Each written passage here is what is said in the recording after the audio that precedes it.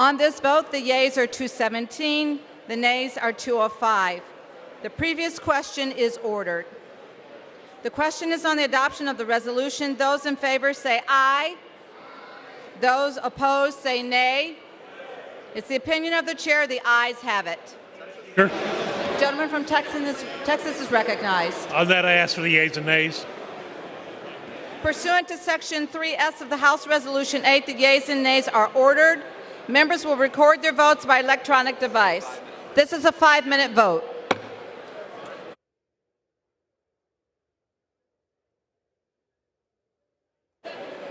For what purpose does the gentlewoman from Texas wish to be recognized? Madam Speaker, as a member designated by Chairwoman Waters, Representative Sanchez, and Representative Gomez, Olive, California, I inform the House that these members will vote yes on H.Res. 1153. Thank you, Madam Speaker.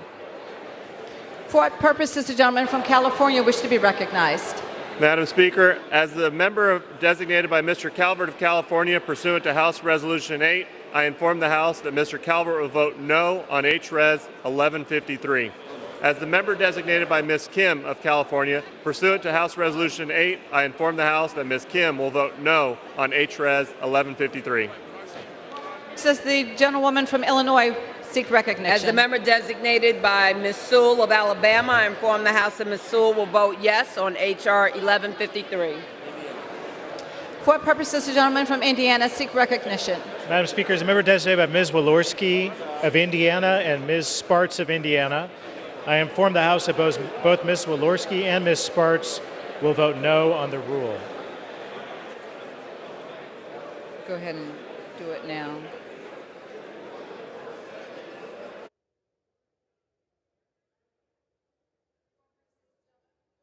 Recognition.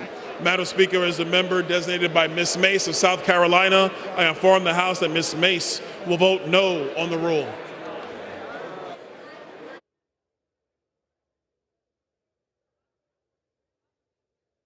The gentleman from Tennessee seek recognition. Madam Speaker, as the member designated by Mr. Brooks of Alabama, Mr. Guest of Mississippi, and Mr. Loudermilk of Georgia, I inform the House that Mr. Brooks, Mr. Guest, and Mr. Loudermilk will all vote nay on the rule. Thank you.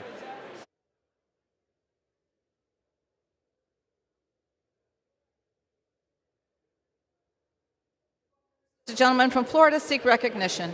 Madam Speaker, as the member designated by Mr. Cawthorn of North Carolina, I inform the House that Mr. Cawthorn will vote no on the measure.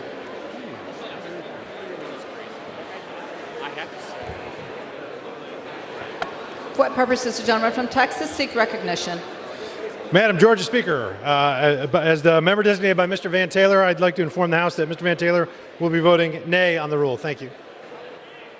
For what purpose does the gentlewoman from Delaware seek recognition? Madam Speaker, as the member designated by Ms. Bass of California, Mr. Torres of New York, and Mr. Lamb of Pennsylvania, I inform the House that these members will vote yes on H.Res. 1153.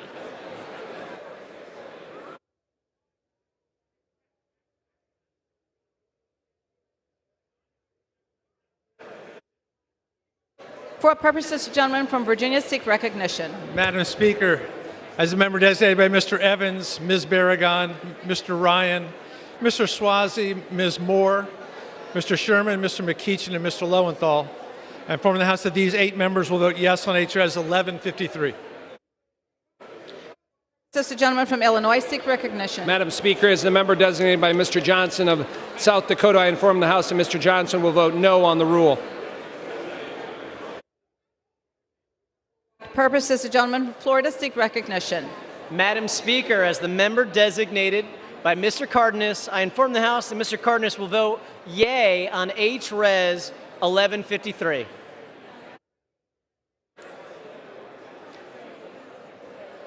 For what purpose does the gentleman from New York seek recognition?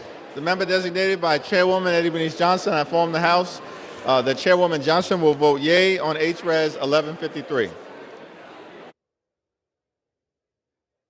For what purpose does the gentlewoman from Florida seek recognition? Madam Speaker, as the member designated by Mr. Christ and Ms. Frankel of Florida, I inform the House that these members will vote yea on H.Res. 1153. For what purpose does the gentleman from California seek recognition? Madam Speaker, as the member designated by Representatives Juan Vargas and Marilyn Strickland, I inform the House that these members will vote yes on House Resolution 1153.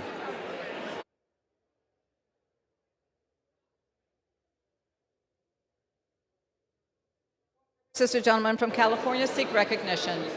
Madam Speaker, as member designated by Mr. Raul Ruiz and Ms. Sarah Jacobs, I inform the House that these members will vote yes on HRES 1153.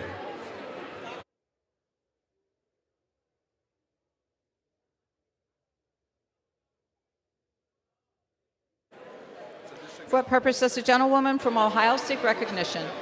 As the member designated by Ms. Chantel Brown, I inform the House that she will vote yay on H.R. 1153.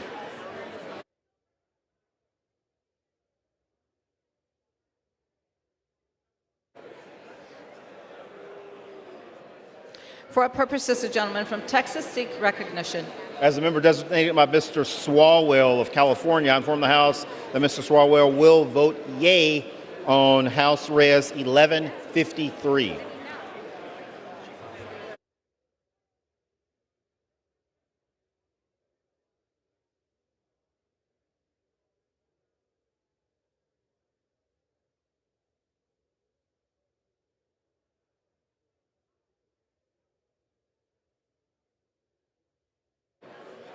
For what purpose does the gentleman from New Jersey seek recognition? Madam Speaker, as the member designated by Mr. Albio Series, Mr. Donald Payne, Ms. Ann Kirkpatrick Welch, I inform the House that these members will vote yes on HRES 1153.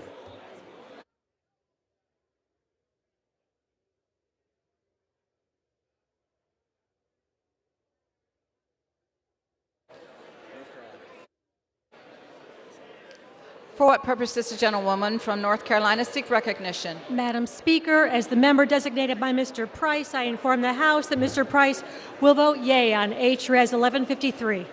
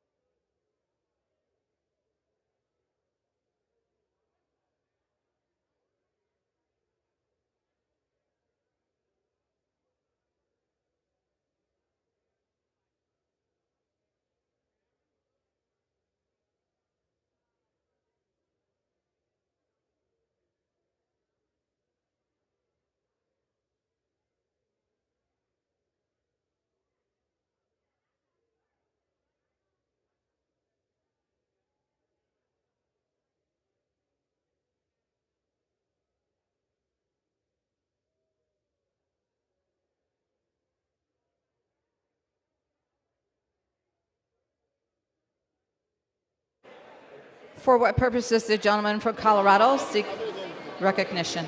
Madam Speaker, as a member designated by Ms. Wilson, Mr. Moulton, and Ms. Ledger Fernandez, I inform the House that these members will vote yes on HRES 1103.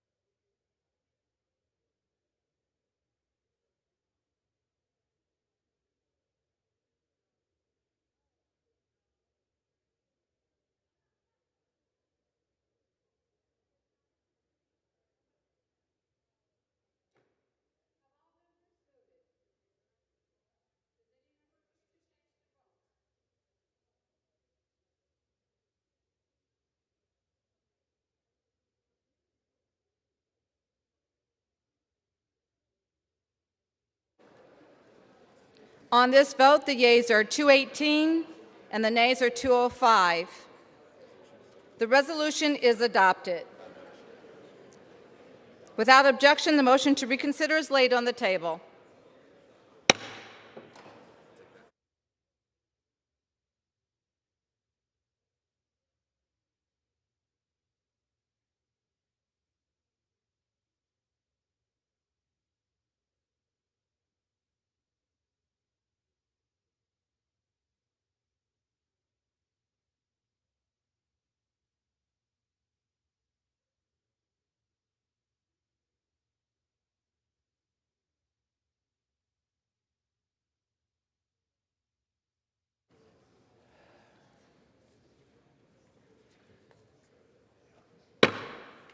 House will come to order.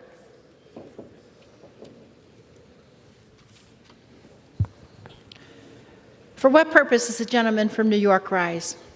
Madam Speaker, pursuant to House Resolution 1153, I call up H.R. 7910, the Protecting Our Kids Act, and ask for its immediate consideration in the House. The clerk will report the title of the bill. Union Calendar Number 260, H.R. 7910, a bill to amend Title 18, United States Code, to provide for an increased age limit on the purchase of certain firearms, prevent gun trafficking, modernize the prohibition on untraceable firearms, encourage the safe storage of firearms, and for other purposes. Pursuant to House Resolution 1153, in lieu of the amendment in the nature of a substitute recommended by the Committee on the Judiciary printed in the bill, an amendment in the nature of a substitute consisting of the text of Rules Committee Print 117-48 is adopted, and the bill as amended is considered read. The bill, as amended, shall be debatable for 2 hours, equally divided and controlled by the chair and the ranking minority member of the Committee on Judiciary or their respective designees. The gentleman from New York, Mr. Nadler, and the gentleman from Ohio, Mr. Jordan, will each control 1 hour.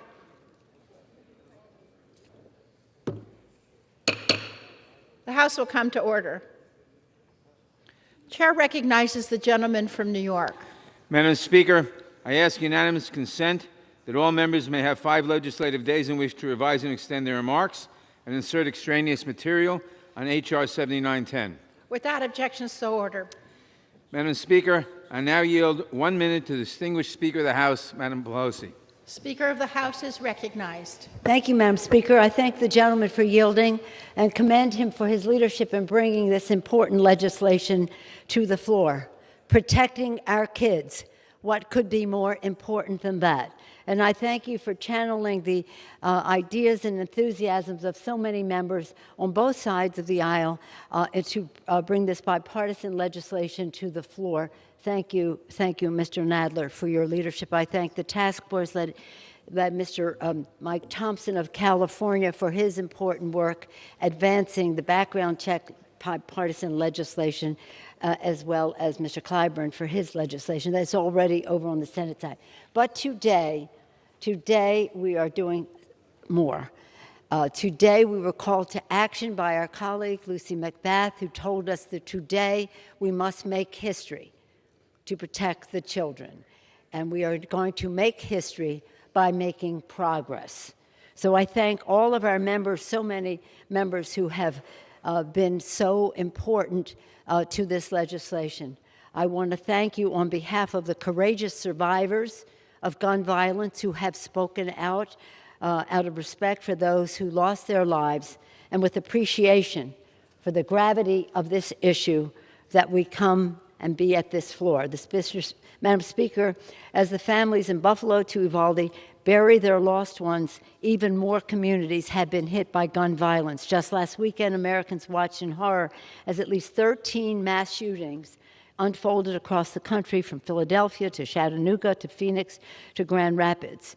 And as the data shows, the challenge of gun violence goes much further than these mass killings. Every night on our streets, Americans are being killed on gun crimes, and every day our nation loses Americans to suicides and accidents.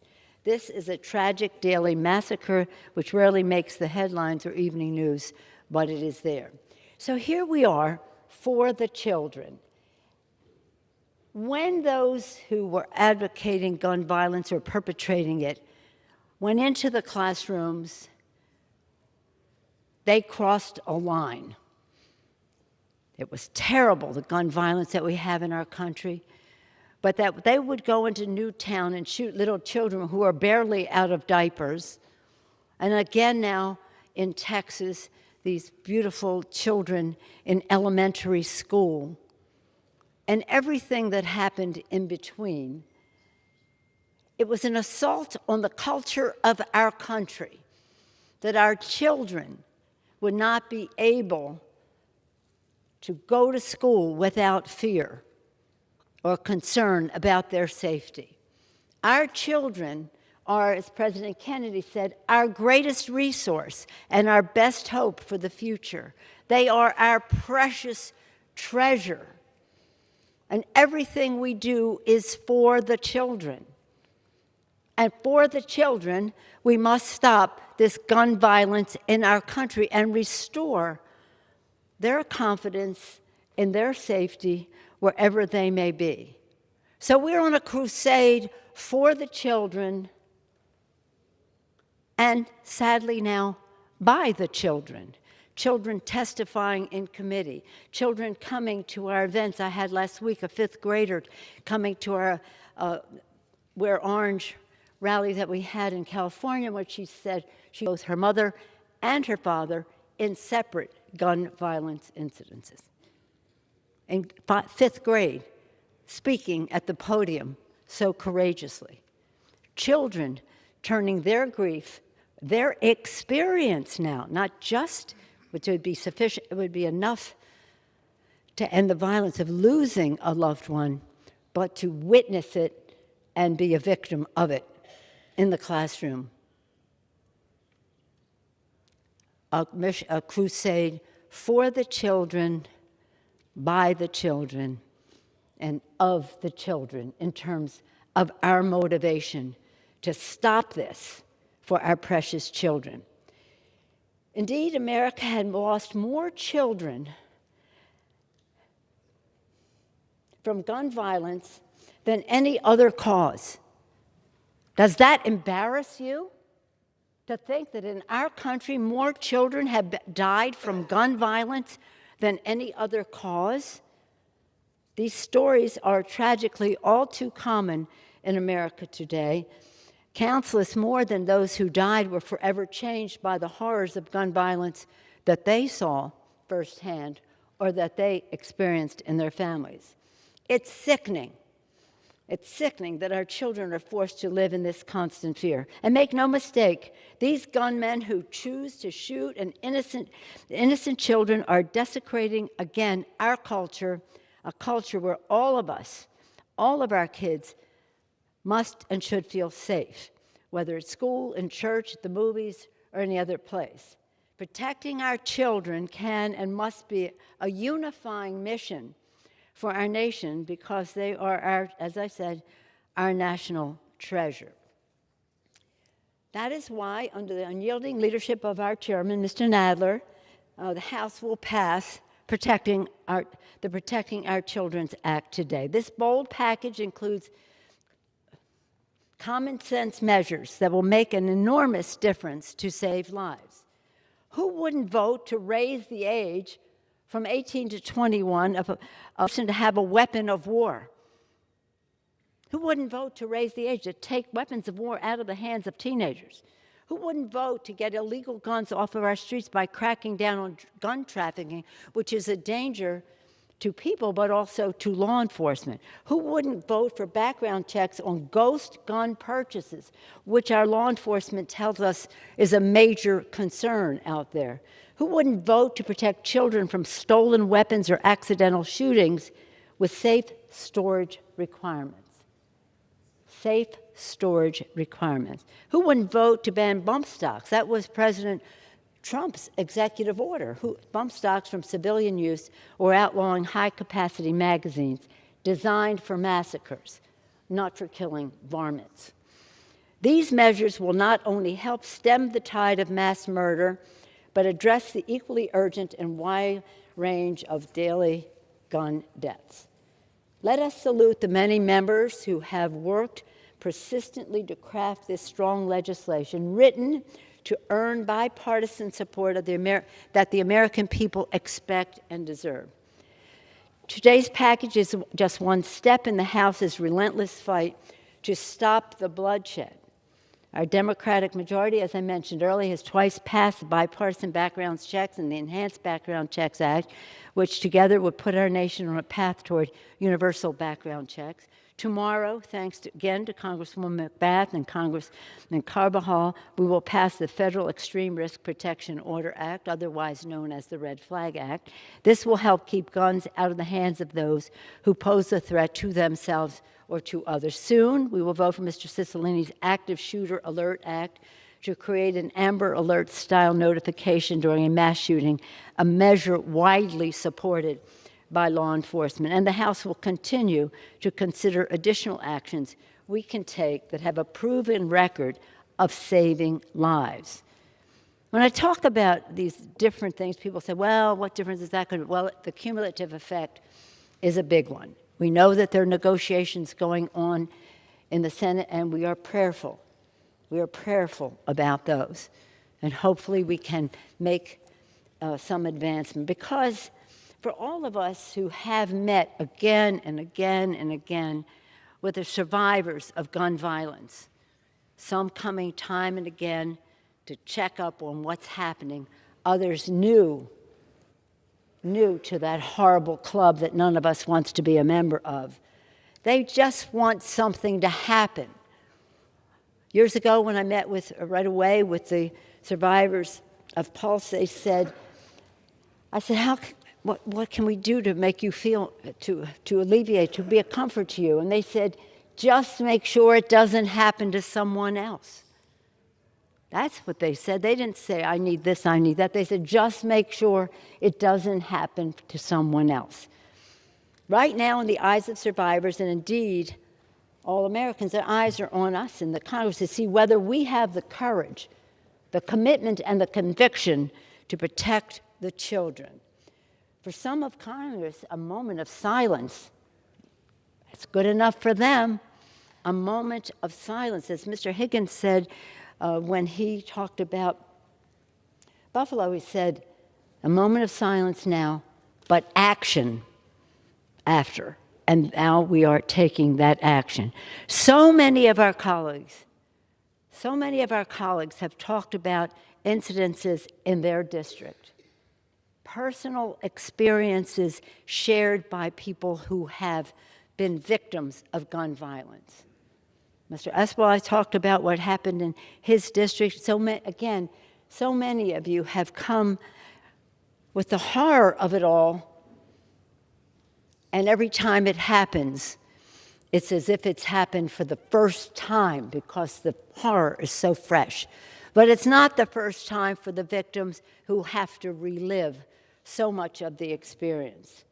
So to those who a moment of silence is good enough because you don't have the courage to take a vote to protect the children, I would say your political survival is totally insignificant to the survival of compared to the survival of our children. I urge my colleagues on both sides of the aisle to come together with a strong aye vote on all of the provisions in the bill for the final package, and to do so as part of a crusade of, by, and for the children. I urge an aye vote on the Protect Our Kids legislation and yield back the balance of my time. Thank you, Madam. Gentleman from Ohio. Thank you, Madam Speaker. I give myself as much time as I may consume. Gentleman's recognized. Thank you. What happened in Uvalde, Buffalo, Tulsa is as wrong could be. And our hearts go out to those communities and those families who've been impacted in such a terrible way. But the answer is not to destroy the Second Amendment. But that is exactly where the Democrats want to go. You don't have to take my word for it. Just look what they said. The President of the United States said last week that he wants to get rid of the most popular handgun in the country, Michael Moore, Democrat, to repeal the Second Amendment. During our 10-hour markup last Thursday in the committee hearing, Representative Jackson Lee says, if this bill passes, we're not finished. Representative Jones said, if this bill doesn't pass, we will end the filibuster, we will expand the Supreme Court, we will do whatever it takes to get people's law-abiding American citizens guns. Today we have this hodgepodge, 6 bills thrown together. Many of the elements in these bills are unconstitutional. Even the Ninth Circuit has said it's unconstitutional, what they want to do on the age limit. These bills would say when you can buy a firearm, what kind of firearm you can get, and where and how you have to store that firearm in your own darn home. And of course, tomorrow they're bringing the red flag law, the so-called red flag law, to the floor. Someone who doesn't like you can file a complaint within 24 hours. There is a hearing that you're not allowed to be at. You can't confront your accuser, and they can take away your Second Amendment liberty. That's the bill they're going to pass tomorrow. But frankly, this shouldn't surprise us. Shouldn't surprise us. For 18 months, Democrats have assaulted the First Amendment. Shouldn't surprise us now that they're coming after the Second. Every right we enjoy as Americans under the First Amendment, your right to practice your faith, your right to assemble, your right to petition your government, freedom of the press. In fact, some of them call for outlawing certain networks and freedom of speech. Just a few weeks ago, the Biden administration tried to put together the Disinformation Governance Board. Oh my goodness. The attacks on the First Amendment have been sustained. They've been going on for 18 months, and now here they come going after law-abiding citizens' Second Amendment liberties. The speaker started by saying this bill is about protecting our kids. That is important. Sure is. That's what she said. Protecting our kids is important. Yes, it is. But this bill doesn't do it. What this bill does is take away Second Amendment rights protected by our Constitution from law-abiding American citizens. That's what this legislation does, and that's why we should oppose it. Madam Speaker, I yield back the balance of my time. Does the gentleman reserve? Yeah, my time, but I reserve our time. Gentleman from New York. Madam Speaker, I yield myself such time as I may consume. Gentleman's recognized. Madam Speaker, our nation has been through trying times these last few weeks as we have tried to process the mass shootings in Buffalo, Uvalde, Tulsa, and all too many other cities. Just this past weekend, we learned of yet another horrific incident in Philadelphia, and yet more carnage in Tennessee, Arizona, Virginia, and South Carolina. And those were just the stories we saw in the news. Day after day, we see more lives lost to gun violence in our schools, on our streets, in our houses of worship, and in our homes, touching every region of the country. And we hear the urgent calls from our constituents crying out for us to take action. Today, we heed that call. H.R. 7910, the Protecting Our Kids Act, is comprehensive legislation to address the scourge of gun violence, a blight that killed nearly 45,000 Americans in 2020 alone. It builds on the work of several of our colleagues, including Anthony Brown's Raise the Age Act, which would raise the lawful age to purchase an AR-15-styled semi-automatic assault rifle from 18 to 21 years old. Robin Kelly's Prevent Gun Trafficking Act, which would establish new federal offenses for gun trafficking and straw purchasing. David Cicilline's Untraceable Firearms Act, sure that ghost guns are subject to existing federal firearms regulations. A trio of gun storage proposals, Rosa DeLauro's Ethan's Law, Alyssa Slotkin's Safe Guns, Safe Kids Act, and Sheila Jackson Lee's Kimberly Vaughn Firearm Safe Storage Act, which would establish storage regulations that keep guns out of the hands of children and award grants for firearm storage assistance programs. Dina Titus's Closing the Bump Stock Loophole Act, which would build on existing regulations banning the manufacture, sale, or possession of bump stocks for civilian use. And Ted Deutsch's Keep Americans Safe Act, which would ban the sale, manufacture, and illegal possession of gun magazines that hold more than 15 rounds of ammunition. I want to thank each of them for their contributions to this bill and for making this country safer for all Americans. Madam Speaker, all of us in this chamber were shaken by the images of parents in Uvalde standing in line to match their DNA to the remains of their 9- and 10-year-old children. Parents who should be picking up their children from school right now, but who instead are picking up the pieces of their lives, shattered by this unimaginable loss. But the question today is, who among us will have the courage to do something about it? Who will be able to tell mothers and fathers that their children need not go to school in a fortress just to keep them safe? Who will be able to tell children that they did all they could today to ensure that their parents will return safely from the supermarket or their office or an evening out? Who will be able to tell their constituents that they stood with them and not with the gun lobby? Americans are watching. They are begging us to protect them and their loved ones from gun violence. Who among us will answer their call? I urge all my colleagues to join me in supporting the Protecting Our Kids Act, and I reserve the balance of my time. Gentleman from Ohio. Thank you, Madam Speaker. I yield 3 minutes to the gentleman from Ohio, Mr. Shabbat. Gentleman is recognized for 3 minutes. Thank you, Madam Speaker. This legislation represents an unfortunate missed opportunity. After witnessing the horrible tragedy that occurred at Robb Elementary School in Uvalde, Texas, we should be coming together and working in a bipartisan manner to take every constitutionally permissive step to make our schools safer and more secure, and to protect our most valuable resources, our children. That's what we did after the tragic shooting in Parkland, Florida. Back in 2018, Congressman John Rutherford, a former sheriff, led a bipartisan group of members, myself included, in reauthorizing the Cop Secure Our Schools grant program. The legislation we passed increases federal funding for school security and expanded the safety measures for which the money could be used. As a result, the Department of Justice announced over $125 million in grants last year to help improve security at local schools. Overall, it's a good program that will benefit millions of students and teachers, but there's always room for improvement. And that's why we should be looking for ways to get more money to schools to increase security. But the legislation before us today contains nothing that will really help make our schools safer. In fact, efforts to add school security provisions to the bill were rejected by the majority. For example, during the Judiciary Committee markup, I offered an amendment to encourage the hiring of retired police officers and honorably discharged military personnel as school resource officers. After all, no one is better trained and better prepared to protect our schools. Unfortunately, the majority rejected this common sense proposal to help improve safety and security at schools across the country. Then at Rules Committee, I offered an amendment to allow unspent American Rescue Plan funds to be used on school security programs. Billions set aside for schools under that legislation hasn't been spent and could be lost forever if schools don't meet certain deadlines. While we do or did need to protect students and teachers from COVID, more children under 11 died at Robb Elementary in 1 hour than have died from COVID in the entire state of Texas this year.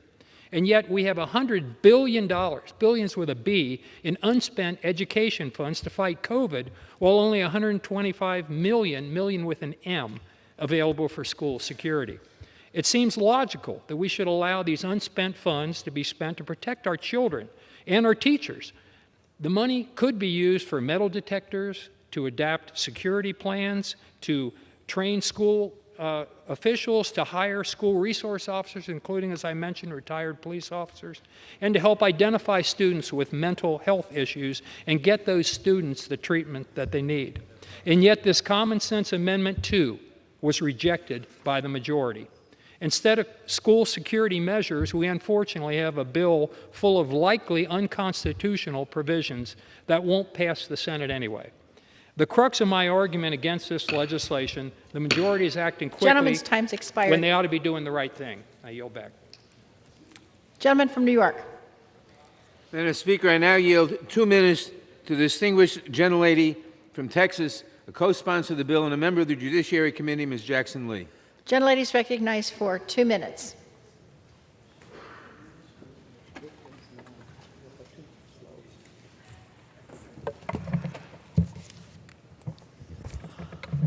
No 9-year-old should be sentenced to a death sentence. No grandmother shopping at a grocery store should get a death sentence.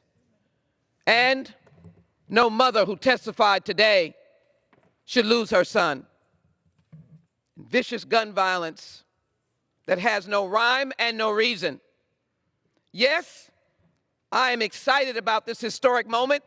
H.R. 7910, the Protecting Our Kids Act, is in fact a solution to horrible and vicious problems. It is clear as I stand next to the children, they should not have died. As I stand next to those from Buffalo, they should not have died. As we know about those who are seeking medical care in Tulsa, they should not have died. And so I have no problem with saying that we build on this. And as Ronald Reagan said to us, he at the time saw no reason for an AK-47 to be used for hunting or defending one's home. Then Dr. Guerrero, pediatrician, said that he raced to the hospital. And as he raced to the hospital to find parents outside yelling children's names in desperation, sobbing as they begged for their news of their related children. Or the mother who ran barefooted all the way to Robb Elementary School, begging and crying for a child, or Micah, who had the wherewithal to watch as her teacher was shot dead, that she labeled herself with blood because she was attempting to save her life. These children, these Americans, our loved ones says this should not happen again.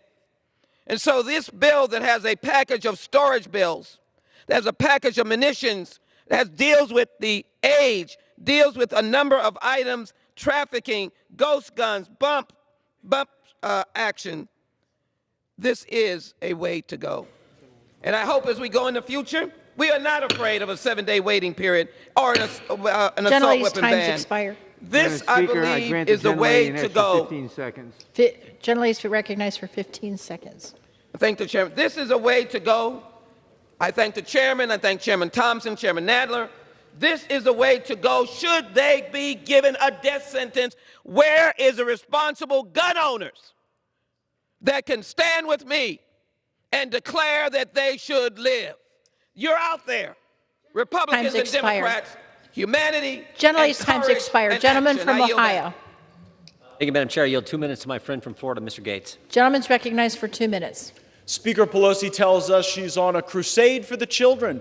Someone should maybe remind the Speaker the crusades did not always end well when they were reflexively driven by emotion and riddled with poor planning. No, this is no crusade for the children. If it were, you wouldn't leave our children as sitting ducks in gun-free zones when they go to school every day. Speaker says we need action. Well, we're for action. How about the action of my bill to create a national stand your ground law to strengthen self-defense, or Richard Hudson's bill for national concealed carry, or any number of proposals Republicans have offered to unlock the safe and secure environment when we have our military veterans and our former members of law enforcement able to carry a firearm responsibly in schools to be able to respond to these acts of violence. No, their version of action is more gun control, raising the age to be able to buy certain firearms. Well, on November 25th, 2021, a crazed lunatic with a knife broke into a home in El Paso and began assaulting a woman inside. The 20-year-old homeowner grabbed his rifle and killed the assailant. That's action. In 2017, in Sutherland Springs, Texas, a gunman opened fire inside the First Baptist Church. A Good Samaritan grabbed his AR-15 and engaged the shooter, stopping him from further carnage. A good use for an AR-15. In 2019, in Broken Arrow, Oklahoma, a 19-year-old killed 3 would-be burglars who broke into his home. These situations happen every day, and there would be more death and more bloodshed if we were to accept these proposals from the Democrats. But the Second Amendment isn't about hunting or about self-defense. It is about power. It is about the power that is reserved in the citizenry to curate a balance so that Americans are not overrun by tyranny. And thank God we haven't had to use the Second Amendment for the purpose that some might have envisioned necessary when our founders were creating the Constitution. And that power belongs to the people, not to the Democrats trying to take their rights away and to make their schools less safe. Madam Speaker, I now yield 2 minutes to a co-sponsor of the bill, the chairman of the Gun Violence Task Force, the gentleman from California, Mr. Thompson. Gentleman's recognized for 2 minutes. Madam Speaker, I rise in strong support of this bill, Protecting Our Kids Act. And I point out that every argument we've heard against it so far is nonsense. Every student deserves to feel safe in school, and every parent should know that their child is safe when they walk out of their house in the morning. After each mass shooting, too many people are content to offer their thoughts and prayers. The Protecting Our Kids Act is more than thoughts and prayers. I was proud to work on this bill with Chairman Nadler and Chairwoman Jackson Lee and all of our colleagues that have contributed bills and input that have made this bill the important bill that it is. As a lifelong hunter and gun owner, as a combat veteran, I believe in law-abiding citizens' ability and right to own firearms. And as a gun owner, I believe that all responsible gun owners have that responsibility to support efforts to help keep our schools, streets, and communities safe from mass shootings and from the everyday gun violence that often goes unreported by the media. Each provision in this bill helps reduce gun violence and it saves lives. Raising the age to buy an assault weapon saves lives. Limiting magazine capacity will limit the carnage of mass shootings, and it saves lives. Going after traffickers keeps guns out of the hands of people who shouldn't have them, and it saves lives. Safe storage helps reduce suicides and keeps kids safe at home and at school, and saves lives. Unregulated sale of bump stocks and ghost guns is tearing up our communities. Regulating ghost guns and regulating bump stocks saves lives. This bill respects the Second Amendment while taking steps to protect our communities from the epidemic of gun violence. None of our careers are worth more than the lives of the children in this country. We need to pass this bill, and I hope we do it with a strong bipartisan support. Thank you. Gentleman from Ohio. Previous speaker said it is not nonsense to defend the Second Amendment. Second Amendment protects our God-given rights to defend ourselves, our family, our property, and our freedom. That is not nonsense. That is essential is what it is, and it's part of the Constitution, critical part of the Constitution. I yield 4 minutes to the gentleman from North Carolina, Mr. Hudson. Nonsense. Gentleman's recognized for 4 minutes. Madam Speaker, as the father of an elementary school child, I am devastated every time we have a school shooting. That's why identifying solutions to stop these tragedies is so important to me. There are only 2 significant gun safety bills to recently pass Congress. Both were Republican bills passed by a Republican majority and signed by a Republican president. The Democrats' mantra has been do something, but my Republican colleagues and I know that the American people expect us to do something that matters. That's why I introduced H.R. 7966, the Stop 2, Secure Every School and Protect Our Nation's Children Act. It builds on the Stop School Violence Act, signed into law in 2018, and redirects unused COVID-19 funding to provide $1 billion to hire school resource officers. It provides $1 billion to hire mental health guidance counselors. Our guidance counselors are wonderful, caring people who are stretched too thin. They may not always have the time they need to reach all the children who need help. $5 billion is included to fund Stop School Violence programs that harden schools, expand active shooter training, and provide resources for law enforcement, school officials, and students to intervene before someone reaches a breaking point. Under my legislation, schools can also apply for threat assessment to identify weaknesses in security and in mental health services. A clearinghouse is also codified under Homeland Security to share best practices for school safety. My Stop School Act is one of 12 bills that House Republicans are bringing forward that actually solve problems and actually save lives, all without threatening the Second Amendment rights of law-abiding citizens. Look, if gun control worked, Chicago would be one of the safest cities in America. But my colleagues across the aisle have so far refused to work with us where there's common ground on this issue. They and the media know the bills we're considering today have no chance of becoming law. But I ask my colleagues across the aisle to set aside this partisan agenda. Instead, help me to harden schools. Help me to intervene with students in mental health crisis before they reach a breaking point. I mean, imagine the impact if we had intervened and gotten the help that this young man in Uvalde needed before he dropped out of high school. Help me protect our children and teachers and make sure tragedies like this never happen again. Madam Speaker, if we adopt the motion to recommit, we will instruct the Committee on the Judiciary to consider my amendment to H.R. 7910 to provide needed resources to schools for safety and security and mental health intervention and counseling. I ask unanimous consent to insert the text of the amendment in the record immediately prior to the vote on the motion to recommit. Without objection. Thank you, I yield back the balance of my time. Gentleman from New York. Madam Speaker, I now yield 1 minute to the distinguished gentleman from Tennessee, a member of the Judiciary Committee, Mr. Cohen. Gentleman's recognized for 1 minute. Thank you. I rise in strong support of this bill and would like to see a bill that's even stronger. But there's no question that children, and that's what they are, should not be buying AR-15s before they're 21. In fact, I don't think they should be buying them at all. But until they're 21, they shouldn't be buying them. It's been proven scientifically that the male brain is not developed to a certain point to be trusted at that time with that type of weapon. Those are weapons of war. Those weapons tore apart those children, decapitated them, and made them unidentifiable. That was the purpose of those weapons, and that's what happened. There's no reason for that to occur. The opinion in 2008 that gave the right to carry a gun was not unlimited, and it said you can have reasonable restrictions. That's what Scalia said. These are reasonable restrictions. As far as my friend Mr. Hudson, I have great respect for him. But one of the teachers at Uvalde who was hit and lost all 11 children said, "We trained. There's no training that can prepare you for this. There's nothing you could be prepared for." If you get more school counselors, does that help people in the movie theaters, in Columbine? No. Movie theaters, churches, grocery stores, all need to be protected. This country is wild with guns, and we need to restrict them. I yield back the balance of my time. Gentleman from Ohio.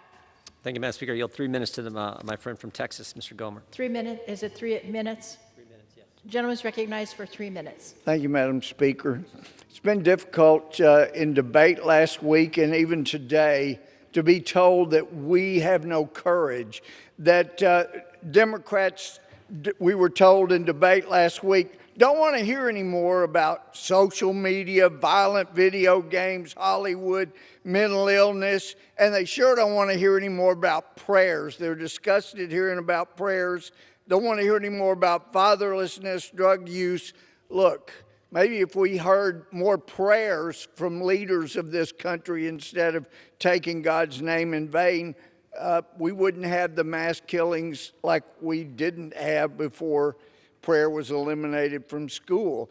And it's not like we're not willing to consider the best way to stop mass shootings, but if you look at the plans being proposed in these bills, you can find these things in cities controlled by Democrats. If you look at the 16 cities that were hit with record homicide rates, they all had Democrats at the top controlling. If you look at Philadelphia, 524 murders last year.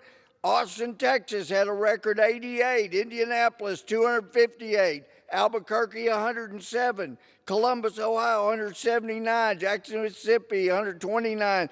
Atlanta, Georgia, 150. If you look at the speaker's own states, as this article by A.R. Hawkins said this week, an FBI report on active shooter incidents in 2021 shows California was the #1 state for such incidences, with 6 incidences out of the 12 that met the definition of mass killing.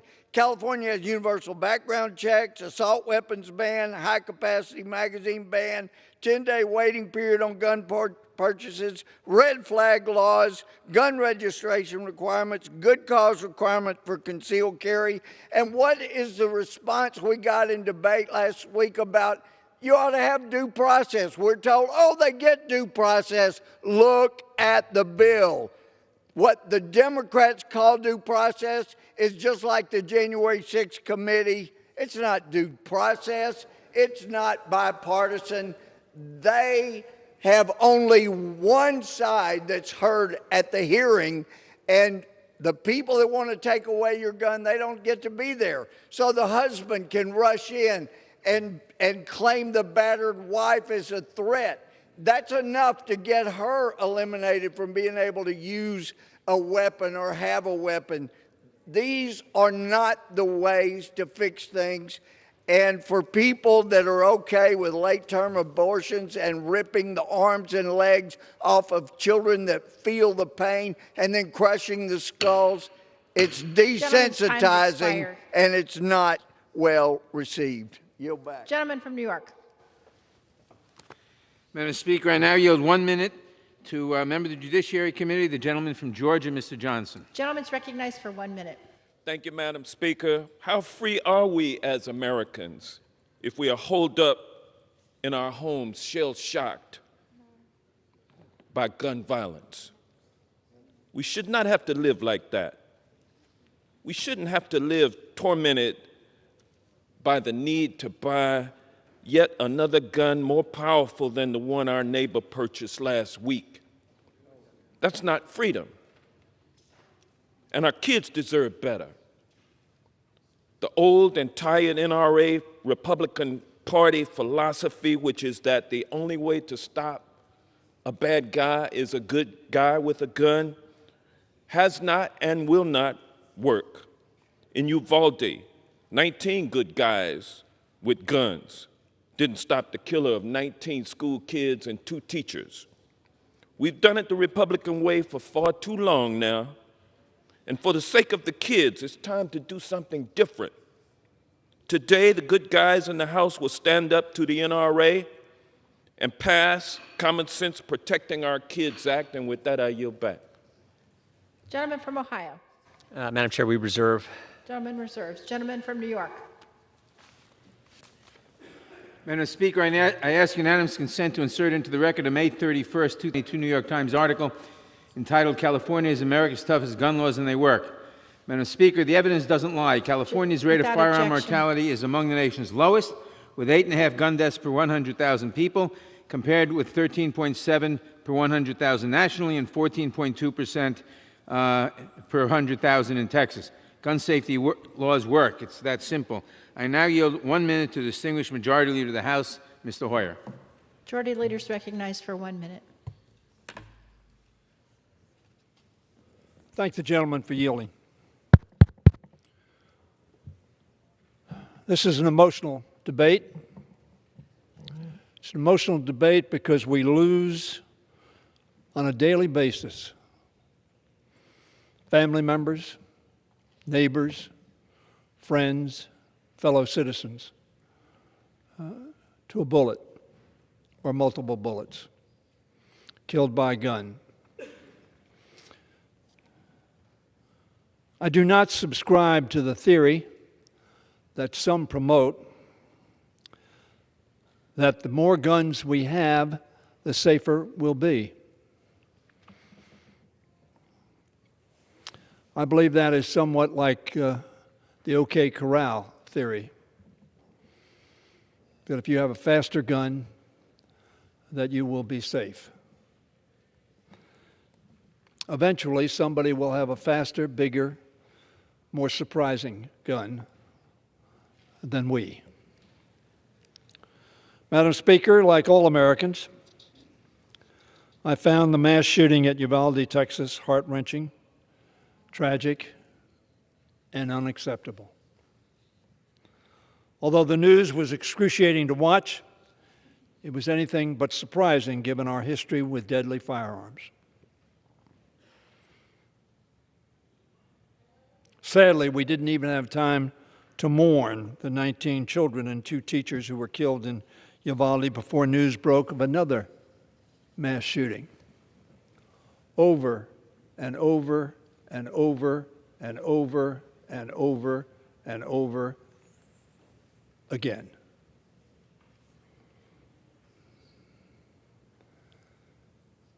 At some point, these statistics have to move us to respond in an effective way. My friend from North Carolina suggested hardening the schools.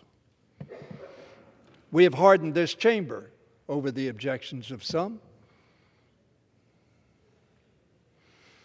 When we know no gun should be in this Capitol, other than those possessed by law enforcement, Capitol Police. According to the Nonpartisan Gun Violence Archive, there have been as many as 33 mass gun violence incidents in the 14 days since the attack on Robb Elementary.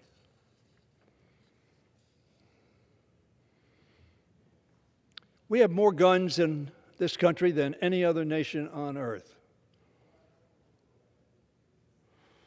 The Second Amendment guarantees that we have a right to a gun, but the Supreme Court in Heller said, but there are limitations to that right. I strongly support an individual American's right to have a gun in his or her home, their home, to protect themselves, in their business.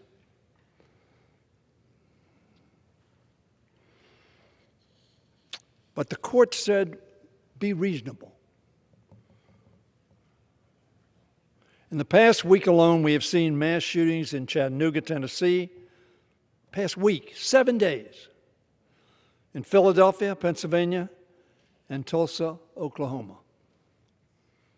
Not even 10 days before the shooting at Robb Elementary, a domestic terrorist killed 13 people in a grocery store in Buffalo, New York.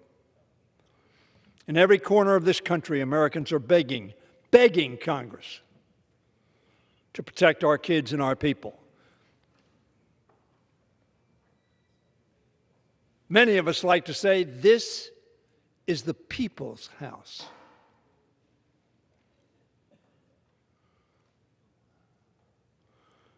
The people are speaking to us and crying out for action. A gentleman who spoke before me said something about saying prayers. I believe in prayer. But I also believe the admonition that John Kennedy said when he said, let us go forth to lead the land we love, asking his blessing and his help, but knowing that here on earth God's work must truly be our own. Our own. Today, in this house, the people's house, we need to act to protect the people. I want to address your attention to this chart again. Look at the numbers. Hundreds of deaths. In addition to the unconscionable trauma these attacks inflicted on the parents, children, wives, husbands, brothers, sisters, and other loved ones of the victims, they have one thing in common. The perpetrator got the gun legally. In Tulsa, Oklahoma, the perpetrator got the gun approximately 3 hours before he shot Dr. Mitchell. Filled, obviously, with passion and hate and anger at the pain that he apparently was suffering physically and perhaps emotionally. So what did he do? He went down, quickly got a gun, an AR-15 to be exact, and went and shot not only Dr. Mitchell, but 3 other people in the process. 285 deaths we could have prevented if we had common sense gun laws in place. Of the 45,000 people who died from gun violence last year alone, we talk about making people safe. 45,000 deaths are not safe. How many would have also been spared had our laws been stronger? Frankly, I would favor myself reinstituting the 1994 assault weapons ban, for which I voted. And I lamented the fact that when my Republican colleagues were in charge of the House, Senate, and the presidency, they allowed that law to go out of existence. None of us can speculate what the cost of that was, but there's no doubt in my mind there was a cost. In fact, that bill reduced mass shootings then, and it would do so again now. There's much I believe we ought to do as the representatives of the American people in this House. The House, though, has already taken action on 2 very critical gun safety measures supported by 9 out of 10 Americans. We don't have 9 out of 10 Americans that are Democrats in this country. Neither side does. But if you have any credence in polling data that says what Americans think, 9 out of 10 think that comprehensive background checks should be the law of the land. I don't know the common sense argument against that. We passed the Charleston loophole. This gentleman who bought that gun 3 hours before he killed Dr. Mitchell, or thereabouts, would have had a time to cool off, to perhaps have second thoughts, to perhaps have saved the life of a doctor whose job it was to save lives. We sent those bills over, and Senate Republicans, however, have refused to allow even debate on either of these bills, that are overwhelmingly supported by the American people. I know that my Republican colleagues are as disturbed by murder of children as Democrats are. I believe that. I hope that's the case, but I believe it. But I am confounded by the unwillingness to respond in an effective way, even on asking that everybody get checked so they're not criminally insane or a felon or an abuser or on the terrorist list. But no, comprehensive background checks just to see if somebody is a danger to themselves or others. I know that our colleagues across the aisle shed tears when their constituents die from gun violence, as we do. This should not be a Democratic or Republican issue, but an issue of our common humanity and our common sense. If we work together, we can achieve a safer America. We've seen promising signs from the Senate that a bipartisan agreement may be possible. I surely hope it is. But this House should not wait to act. That's why we're voting on this Protect the Kids Act today. This legislation is, in my view, long overdue. I participated in a sit-in on this floor to try to galvanize the Congress. It didn't work. Sadly, it didn't work. To the disappointment of the American people, it didn't work. This comprehensive bill is the product of tireless efforts by many of our colleagues to address issues that contribute to our gun violence epidemic. I want to thank Robin Kelly and the Protecting Our Kids Act, that cracked down on gun traffickers who take guns where? Into the big cities and spread them around. Now, they sell them. They don't give them for free. But it's the traffickers that break the laws, not of Chicago, but perhaps don't break the laws of those where they bought multiple guns for those who can't buy guns. Similarly, Representatives Cicilline and Espaillat pushed to include provisions that would regulate elusive ghost guns. Now, look, I chaired the Treasury Postal Committee that oversaw the Alcohol, Tobacco, and Firearms Division, and we couldn't even make sure that ordnance, bullets, could be traced because the NRA was opposed.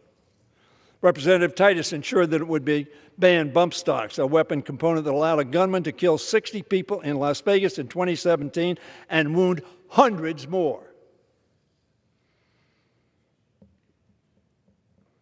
Was he a hunter? Additionally, this bill will restrict high-capacity magazines, which enable shooters to inflict maximum destruction in the minimum amount of time, thanks to language included by Representative Deutsch. Because of Chairwoman DeLauro, Chairwoman Jackson Lee, and Representative Slotkin, this bill also protects our kids from gun violence at home by implementing gun storage safety standards. Common sense, common purpose, protecting our kids. This act also includes Representative Anthony Brown's measure to raise the legal age for purchasing assault weapons and shotguns from 18 to 21. You can buy an AR-15, apparently, or some other multiple-shot quick shot weapon, but you can't buy a drink in many jurisdictions. Is that common sense? This legislation never would have come together without the leadership of Chairman Nadler. Thank you, Chairman, for your leadership. And I thank the committee for their work on this bill. Chairwoman Jackson Lee of the Subcommittee on Crime, Terrorism, and Homeland Security, Chairman Thompson of the Gun Violence Task Force. Thank you, Chairman Thompson. This bill, as well as additional legislation from Representatives McBath and Carbajal that will be considered subsequently on Thursday, takes major steps forward to make our communities and our children safer. Is it perfect? Will it stop all the kids? It won't. We know that. Is there a perfect answer? No. Is making schools safer bad? No. We support that. I don't know that we support making them into armed camps, as some would suggest, because I think that would make them less safe in many respects. So I urge all of my colleagues to put our country, our constituents, and our kids first. Let us rise above party and partisanship and special interests as we seek to do what is right, what is necessary, and what an overwhelming majority of the American people are looking to Congress to achieve. Isn't that what we're supposed to do, represent the people? I'm hopeful we can find a bipartisan path forward to enact long overdue reforms to make our communities safer from gun violence, because a bullet doesn't care about your race, your faith, your age, your orientation, or any other factor. And yes, people do care about those things and manifest it in the worst way possible. But they do it with an instrument that will allow them to kill a lot of people very quickly. The American people care what we do here today. The American people care that their Congress is doing everything possible to keep them safe, to keep our children safe. The American people care. Each of us today has a chance to show that we care. God's work on earth must truly be our own. Vote for this bill. Make our kids and communities and people safer. And I yield back. Gentleman from Ohio. Madam Speaker, we reserve. Gentleman reserves. Gentleman from New York. Madam Speaker, I now yield 1 minute to a member of the Judiciary Committee, the gentleman from New York, Mr. Jeffries. Gentleman's recognized for 1 minute. America is in the midst of a shocking gun violence epidemic that should shock the conscience of everyone and has devastated children, families, and communities. We must address it with the fierce urgency of now, but there are some in this chamber who would rather bury your heads in the sand and act like everything is okay. It is not okay that black folks were gunned down in Buffalo, New York, simply because of the color of their skin. It is not okay that members of the Jewish community were gunned down in the Tree of Life Synagogue in Pittsburgh simply because of their religious beliefs. It is not okay that children were gunned down and shredded in Uvalde, Texas, by an 18-year-old who should never have had access to a weapon of war. It is not okay that mass murder has become a way of life in the United States of America. That is why we must pass comprehensive gun violence prevention legislation, address this epidemic decisively, and allow America to be the best version of itself. Expired. Gentleman from Ohio.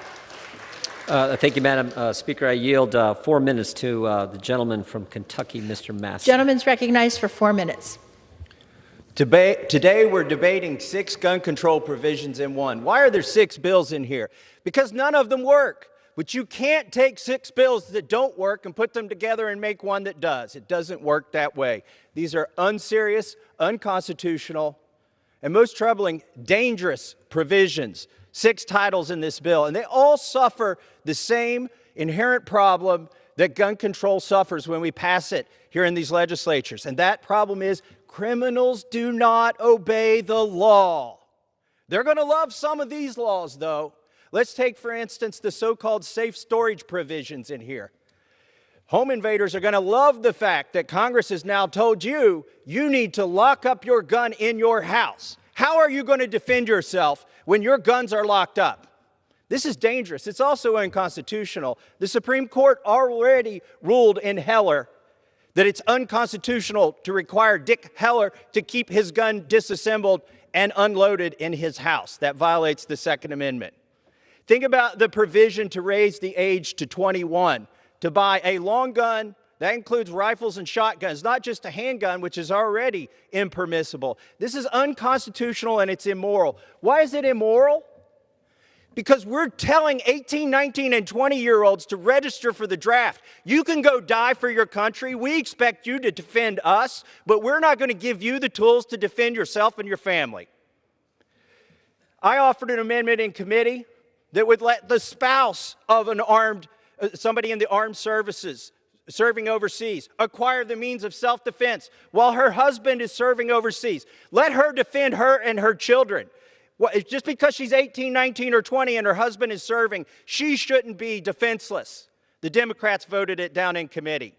I offered an amendment to say that we won't treat domestic violence victims as gun traffickers if they happen to get a gun from a neighbor instead of getting it from the gun store. Every Democrat but one voted against protecting domestic violence victims. Let me give you one that's not a hypothetical.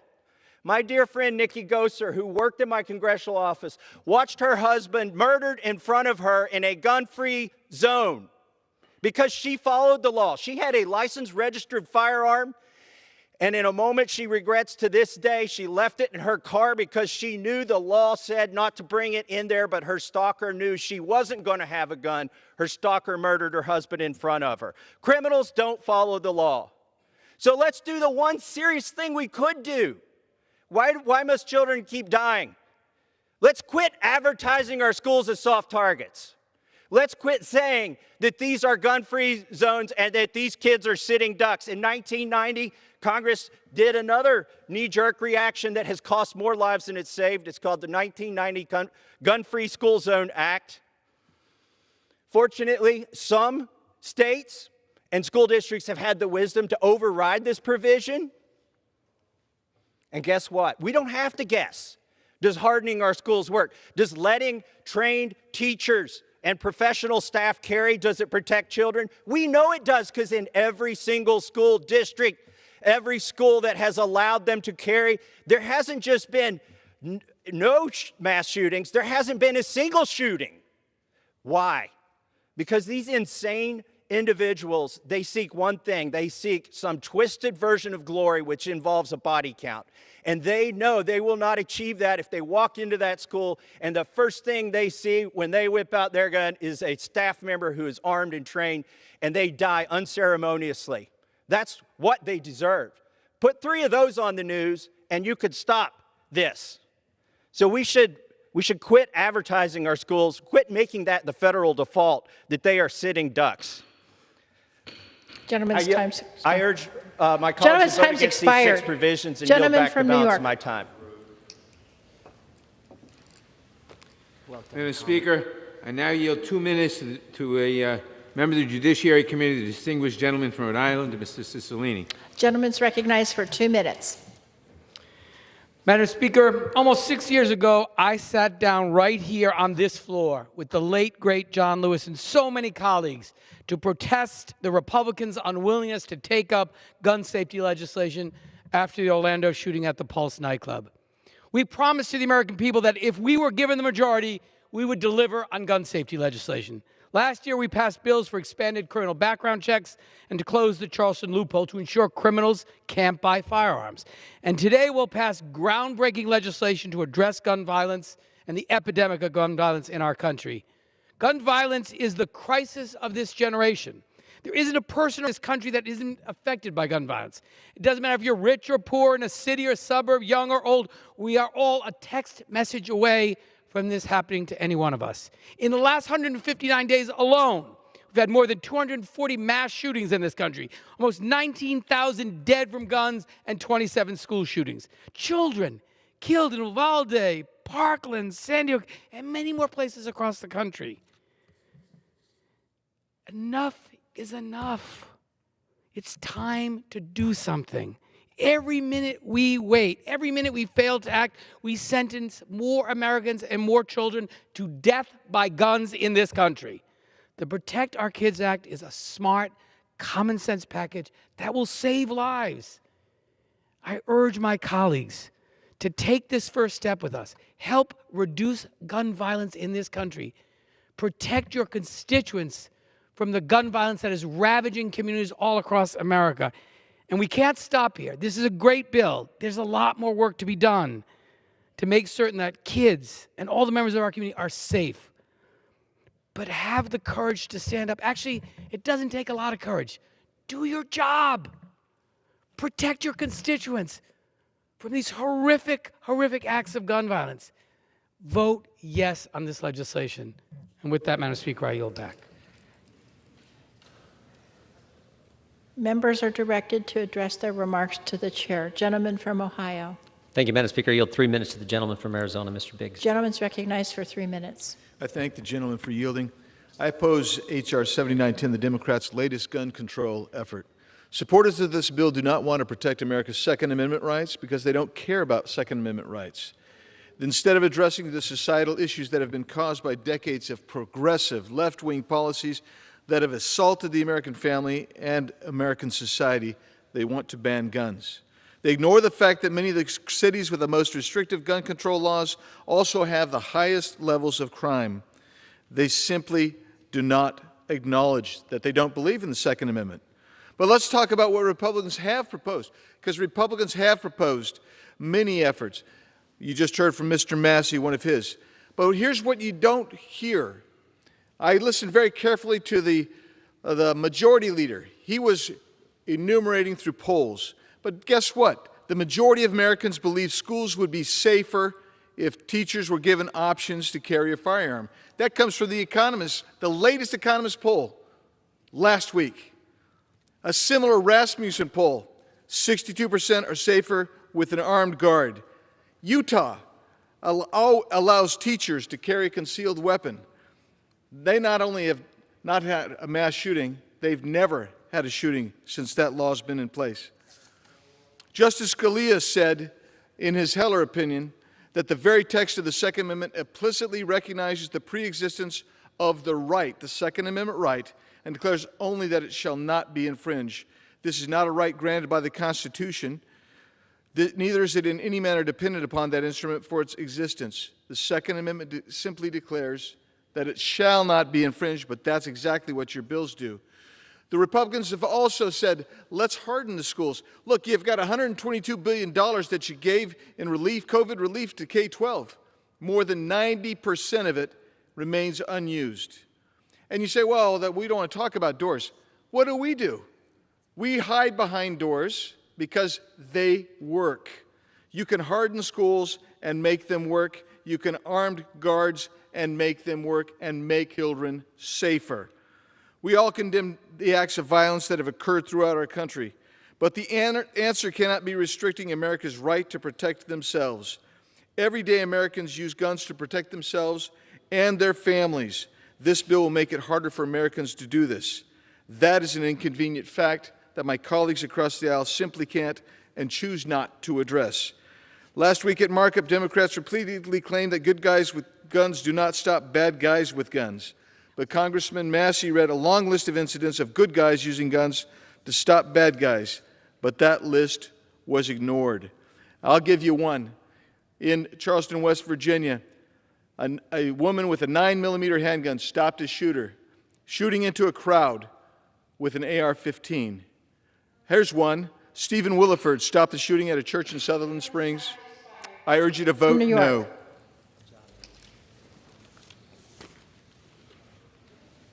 Gentleman from New York. Madam Speaker, I now yield 1 minute to a member of the Judiciary Committee, the distinguished gentleman from California, Mr. Liu. Gentleman's recognized for 1 minute.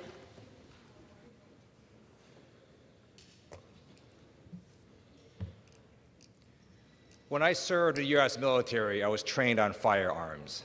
Let me tell you what a bullet from the AR-15 does to you. The bullet leaves the muzzle of the AR-15 at a speed 3 times higher than that of a handgun. The energy is so strong that the bullet will disintegrate 3 inches of your bone. A person shot with an AR-15 looks like a grenade exploded in their body. The bullet also causes your human flesh to ripple violently, so that even if the bullet misses your artery, the human flesh, the ripples can burst the artery anyways. In Uvalde, Texas, little kids were decapitated and had their faces blown off. A person under 21 cannot buy a Budweiser. We should not let a person under 21 buy an AR-15 weapon of war.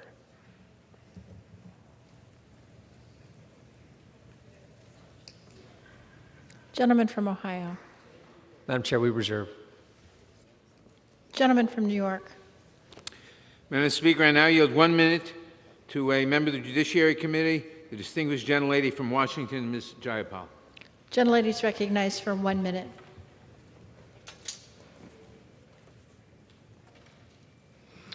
Madam Speaker, the Protecting Our Kids Act is about saying no more to mass shootings. No more to children murdered in schools. No more to black people murdered at the grocery store. No more to doctors being murdered in hospitals. No more to losing our children, our fathers, mothers, siblings, and friends in this uniquely American epidemic of gun violence. The families who have lost loved ones know that these deaths are not inevitable. We need to act now. This bill has simple but effective solutions. Raise the minimum age to 21 to buy a semi-automatic rifle. Prohibit gun trafficking and high-capacity magazines. Require safe storage and crack down on ghost guns and bump stocks. Had these protections been enacted in 1999, they would have stopped at least 35 recent mass shootings and saved over 400 lives. Today, we can choose to mean it when we say never again. Vote yes, save lives, save children, save our communities. Time's expired. Gentleman from Ohio. We reserve. Gentleman from New York. Madam Speaker, I now yield 1 minute to a member of the Judiciary Committee, the distinguished gentlelady from Florida, Ms. Demings. Gentlelady's recognized for 1 minute. Madam Speaker, as a police chief, I was expected to get things done, to do everything within my power to keep people safe. Offering thoughts and prayers is fine. My grandchildren do that. But if that was all I did as a police chief after mass shootings, no one would have let me get away with that. Well, there is an expectation for Congress, too, to do more. Madam Speaker, what is painfully wrong with this tragic moment in our history are the people who want the power of the position, but not really the responsibility. Congress failed that little girl who could only be identified by her green tennis shoes. Congress failed the loved ones in Buffalo, at the Pulse nightclub, and Newtown. After the Parkland shooting in Florida, Republican legislators helped pass red flag laws and other meaningful legislation to keep guns out of the hands of dangerous people. Will we do something? Haven't we had enough? Or is it just too scary to do the right thing? Madam Speaker, I yield back. Gentleman from Ohio. We reserve. Gentleman from New York. Madam Speaker, I yield 1 minute to a member of the Judiciary Committee, the distinguished gentleman from California, Mr. Correa. Gentleman's recognized for 1 minute. Madam Speaker, I rise in strong support of the Protecting Our Kids Act. Over the last 20 years, we've lost thousands of lives to mass shootings. Gun violence is now the leading cause of the death of children in America. Let me repeat, gun violence is now the top cause of deaths of children in America. This legislation is not perfect, but if we can save 1, 2, 3 lives by passing this legislation, then it is worth our effort. It is our obligation to pass this legislation. Our thoughts and prayers are not enough. We have to act and act now. And I call my colleagues to join us in voting in favor of protecting our kids. Thank you, and I yield. Gentleman from Ohio. We reserve. Gentleman from New York. Madam Speaker, I now yield 1 minute to a member of the Judiciary Committee, the distinguished gentlelady from Texas, Ms. Garcia. Gentlelady is recognized for 1 minute. Madam Speaker, I rise today in strong support of H.R. 7910, the Protect Our Kids Act, and H.R. 2377, the Federal Extreme Risk Act.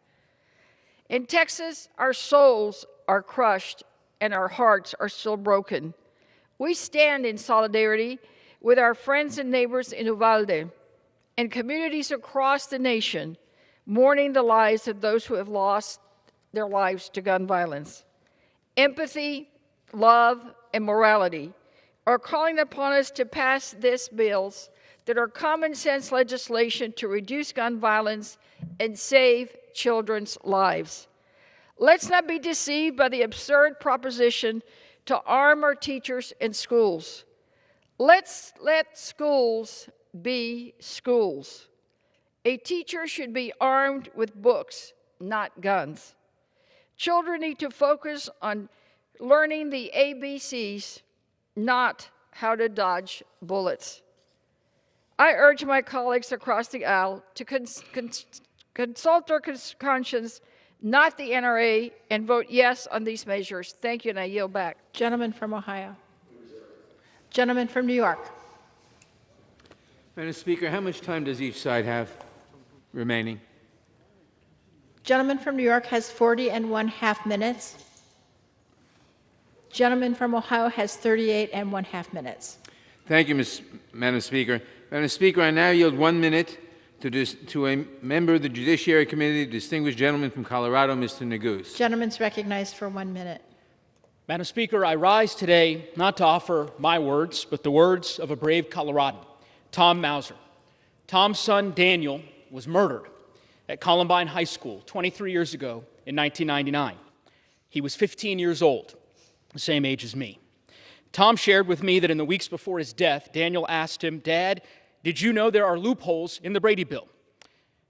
At 15 years old, Daniel was able to see the gaping holes in our nation's gun laws, and tragically, so were the two 18-year-old killers, teenagers that, in Tom's words, saw loopholes big enough to drive a truck through. And as Tom said to me today, what has Congress really done to protect our precious children from gun violence in those 23 years? Shamefully, nothing. It is time for Congress to do its job. It is time to act and to demonstrate that you give a damn about our children. Tom is right. I beg my colleagues, support this common sense bill. And I yield back the balance of my time. Gentleman from Ohio. Thank you, Madam Chair. I yield 2 minutes to the gentleman from Wisconsin, Mr. Fitzgerald. Gentleman's recognized for 2 minutes. Madam Speaker, I rise today in opposition to H.R. 7901. I thought I'd take this opportunity to do my own fact check on some of the inaccurate claims my colleagues on the other side of the aisle presented at last week's markup. My Democrat colleagues will often claim there are loopholes in the current background check system, sometimes specifically citing the Charleston loophole. This is simply not true.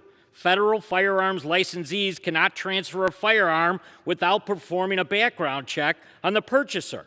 The FBI is notified immediately if a prohibited person attempts to purchase a weapon, and the FBI has 3 days to follow up. The 3 days for follow-up prevent the FBI from sitting on their hands and not following through with background checks, and therefore take away their Second Amendment rights. Another claim frequently made by my colleagues is that banning so-called assault weapons, a term they rarely define, would reduce mass shootings. Despite automatic weapons already being illegal to the general public, the left uses the term assault weapon to describe scary-looking guns regardless of the actual characteristics of the firearm. Even weapons mischaracterized as assault weapons are used in less than 1% of all homicides. Many of my colleagues claim mandating so-called safe storage of firearms is a common-sense approach to reducing gun violence. Not only does a requirement to keep a firearm within the home unloaded or locked up not comply with the Supreme Court precedent, it is also puts them at a disadvantage. Listen, if you want to accomplish something today, pass what many states have done, and that's make resources available to secure schools. $100 million in over 1,300 Wisconsin schools have removed themselves from the list of the most vulnerable with state dollars. Let's do that today and really accomplish something. One from New York. Madam Speaker, I now yield 1 minute to the Vice Chair of the Judiciary Committee, the distinguished gentlelady from Pennsylvania, Ms. Dean. Gentlelady is recognized for 1 minute. Thank you, Madam Speaker, and thank you, Mr. Chair. You know, it is said that a civilized society that can no longer feel outrage can no longer be civilized. 10 people slaughtered in their grocery store. 19 children and 2 teachers massacred in their school, only to have parents who had dropped their children off in the morning wait in some horror line to offer DNA samples. At least 15 people murdered in mass shootings just this weekend, including in my home city, Philadelphia. Outrage. We must feel the outrage. Do these tragedies from guns in the hands of bad actors sound like the well-regulated militia explicitly mentioned in the Second Amendment? Of course not. It's outrageous. We want to save our children. We want to save our babies. We want to save our families, the elderly who live in constant fear. And yet, did you hear, Madam Speaker, the argument on the other side of the aisle? A God-given right for an 18-year-old to slaughter children in a school? Enough is enough. Time's expired. Thank you, Madam Speaker. Gentleman from Ohio. Gentleman from New York. Madam Speaker, I now yield 1 minute to a member of the Judiciary Committee who knows the tragic violence of gun violence personally, Ms. McBath of Georgia. Gentlelady is recognized for 1 minute. Thank you, Madam Speaker, and thank you, Chairman Nadler. I rise today in support of Protecting Our Kids Act, a chance for us to keep our families healthy and whole and safe. Day after day, hour after hour, the American people have felt the pain and the horror and the despair of yet another mass shooting, another family torn apart, another community broken. I know that feeling. You know my story. My son Jordan was just 17 years old when he was shot by a man who simply didn't like the loud music that he was playing in his car. How long do we let the American families in this country keep suffering this pain?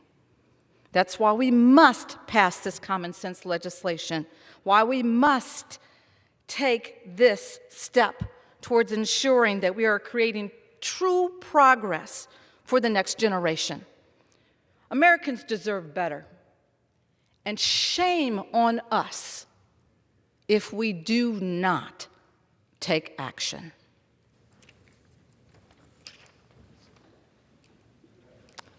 Gentleman from Ohio. Reserved, Madam Chair. Gentleman from New York. Madam Speaker, I now yield 1 minute to a distinguished member of the Judiciary Committee, the gentlelady from Texas, Ms. Escobar. Gentlelady is recognized for 1 minute.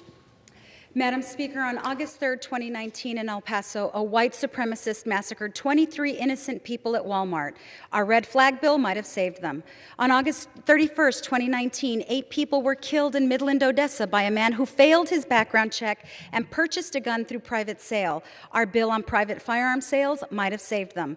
On May 18, 2018, at Santa Fe High School, a 17-year-old used his father's gun to kill 10 people. Our safe storage bill might have saved them. And in Uvalde, parents are burying their babies today after an 18-year-old purchased an AR-15 style rifle and slaughtered 21 individuals. Our bill raising the age to 21 might have saved them. These are just the recent Texas mass shootings. It's not the teachers, the schools, or the doors. It's the guns. We can't save every life, but my God, shouldn't we try? America, we hear you, and today in the House, we are taking the action you are demanding. Take note of who is with you and who is not. I am proud to remain El Paso strong. Thank you, Madam Chair. I yield back. Madam Speaker. Gentleman from Ohio. We reserve. Gentleman from New York. Madam Speaker, I now yield 1 minute to a distinguished member of the Judiciary Committee, the distinguished gentleman from New York, Mr. Jones. Gentleman's recognized for 1 minute.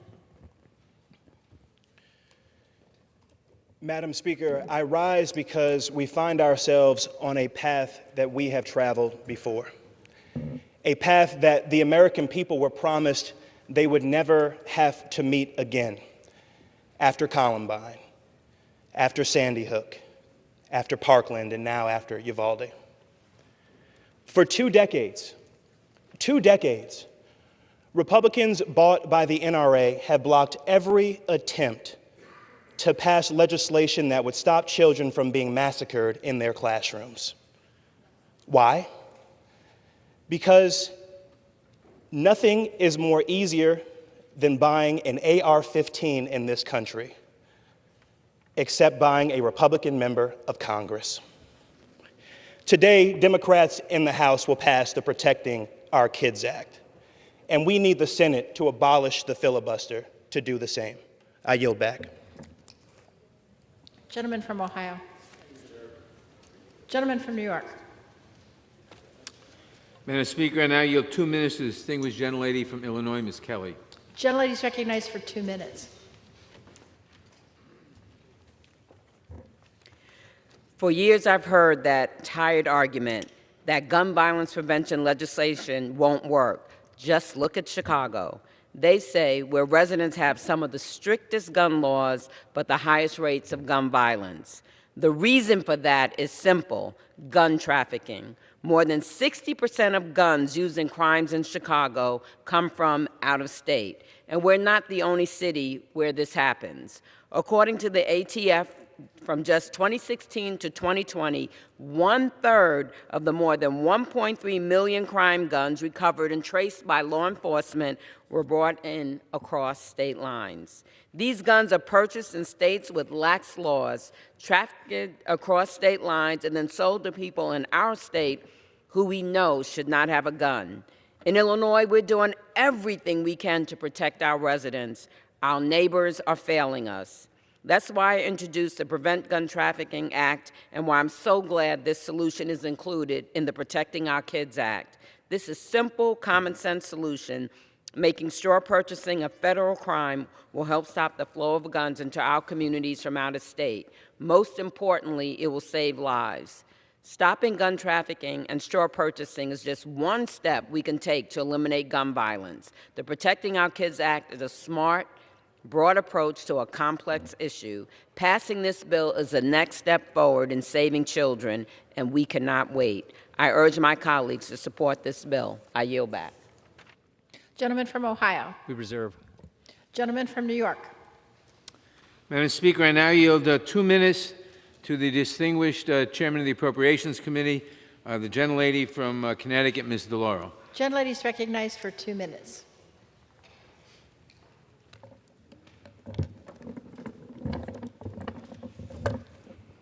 Madam Speaker, I rise in support of the Protecting Our Kids Act, comprehensive package to address gun violence in the United States.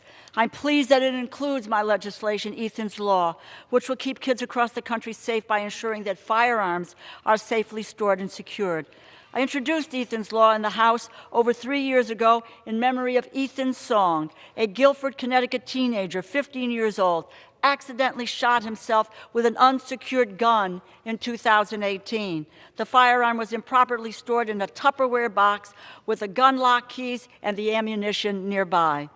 Before I had the honor of introducing Ethan's Law in the Congress, it passed the Connecticut General Assembly and the state Senate with broad bipartisan support, signed into law in 2019. Today, we take a critical step to make Ethan's Law the national standard in safe storage. Ethan's Law will set a federal standard for safe gun storage, incentivize states to create and implement safe gun storage laws. This legislation is a child safety bill, first and foremost, because losing just one child to accidental gun violence is too many. What happened to Ethan was tragic. No parent should have to lose their child because of an unsecured gun. It's time for Congress to act. In the words of Ethan Song's parents, Mike and Kristen Song, whose relentless advocacy led us to this moment, and I quote, "Not a single person on earth can change the past, but every one of us can change the future. Let's change the future while saving countless lives by passing the Protecting Our Kids Act." When Kristen Song found out that Ethan's law was included in the Protecting Our Kids Act, she said that the first person she wanted to tell was Ethan, her beautiful boy that she has fearlessly fought for since the day she was forced to watch him be lowered into the ground. Upon hearing the news, she immediately drove to the cemetery and she ran across it yelling, and I quote, "Ethan, we did it. Your life-saving legislation will be heard. It will get a vote. I'm voting in favor of this legislation. I urge my colleagues to do the same. We love you, Ethan," and I yield back. Gentleman from Ohio. 4 minutes to the gentleman from California, Mr. McClintock. Gentleman's recognized for 4 minutes. Thank you, Madam Speaker. This is called the Protecting Our Kids Act, but sadly, it does no such thing. The one thing that we could do immediately to protect our kids is the one thing that the Democrats refuse even to consider. We think nothing of it when we see an armed guard at a bank. Well, they're there for one purpose, to stop anyone who's trying to steal our money. And yet, when we suggest that we should use the same force and resolve to stop someone from killing our children, the left goes berserk. I simply do not understand such a screwed-up value system as that. President Biden's press secretary says that hardening our schools is not something he supports. Now think about that. The most heavily guarded person in the world, in the most hardened fortress in the country, is telling us that we cannot protect our children in our schools as seriously as we protect our money in our banks. Of course, hardening the schools works. Listen to the sick mind that produced the massacre in Buffalo. He wrote, and I quote, "Attacking in a weapon-restricted area may decrease the chance of civilian backlash. Schools, courts, or areas where CCW are outlawed or prohibited may be good areas of attack. Areas where CCW permits are low may also fit in this category. Areas with strict gun control laws are also great places of attack," unquote. That's the Buffalo shooter. Criminals understand that, even if the Democrats in this House do not. In committee, I offered an amendment to require schools receiving federal security funds to have at least one armed guard on every campus and to allow school officials who've met the requirements of their state to carry a concealed weapon to have it on campus to protect their students if they want to. This is something that can be implemented immediately and that could well have stopped the massacre at Uvalde. It doesn't depend on criminals obeying the law, as this bill does. It doesn't depend on someday maybe reducing possibly the 400 million firearms in this country. It doesn't make self-defense harder for honest and decent people. In fact, it makes self-defense easier for honest and decent people. It would make future attacks on our schools much less likely to succeed and infinitely more dangerous to those contemplating such an act. Yet the Democrats refused even to consider it. We know how to reduce gun violence, harden our schools, and protect our children with the same seriousness as we protect our money. Prosecute gun criminals. Send them to prison for the rest of their lives. Execute murderers. Confine the dangerously mentally ill so that we can treat them. Stop letting terrorists into the country across our southern border. Yet woke district attorneys often refuse to prosecute gun criminals, or they quickly drop gun charges to reduce their sentences. The Democrats have all but abolished the death penalty. They've released dangerous criminals from our prisons, released dangerous criminal illegal aliens into our communities, flooded our streets with the dangerously mentally ill, and turned a blind eye as terrorists come across the border that they've left wide open. And then they wonder why we're plagued with violent criminals. Maybe it's time to get serious about removing criminals from our streets and to fortify our schools. That's something we could do today that will have an immediate effect today. Protecting Our Kids Act. It does no such thing. It is a tale told by an idiot, full of sound and fury, signifying nothing. I yield back. Gentleman from New York. Madam Speaker, I now yield 2 minutes to the distinguished gentleman from Maryland, Mr. Brown. Gentleman's recognized for 2 minutes. Thank you, Madam Speaker. Again and again, we hear a common refrain when a mass shooting happens. A young man, typically under the age of 21, legally purchases a semi-automatic rifle and murders innocent people. We saw this in Uvalde, we saw this in Buffalo, we saw this in Indianapolis in 2021 and in Parkland in 2019. In fact, 6 of the 9 deadliest mass shootings since 2018 were by young men who should never have been allowed to purchase these weapons in the first place. Right now, you must be 21 in this country to buy a handgun, but only need to be 18 years old to buy a semi-automatic rifle capable of committing unspeakable tragedies. I served in the military. I trained with these weapons. I know what they can do. These weapons of war have no place in our neighborhoods, let alone in the hands of an untrained 18-year-old boy. The answer is simple. Raise the age needed to purchase these weapons to 21 in line with the age to purchase handguns. We have bipartisan support for this. Democrats, Republicans, gun safety advocates, law-abiding citizens, and responsible gun owners, teachers, and veterans, because it's common sense. Shooting after shooting, we ask ourselves, what more could we have done? We debate whether one action could have saved the lives of those children, those mothers, fathers, grandmothers, and neighbors. I'm done with that. It's time for action. Raising the age to buy these weapons won't solve our nation's gun violence epidemic overnight. But if we can make it just a little harder for someone to get their hands on these deadly weapons, if we can save just one life or one community from this carnage and grief, it'll be worth it. I urge my colleagues to support this legislation, raise the age to buy these deadly weapons. Enough is enough. Thank you, and I yield back. Gentleman from Ohio. Thank you, Madam Chair. Madam Speaker, I yield 1.5 minutes to the gentleman from Michigan, Mr. Walberg. Gentleman's recognized for 1.5 minutes. Thank you, Madam Speaker. The despicable violence that took place in Uvalde and other places was horrific. And we mourn the loss of innocent life.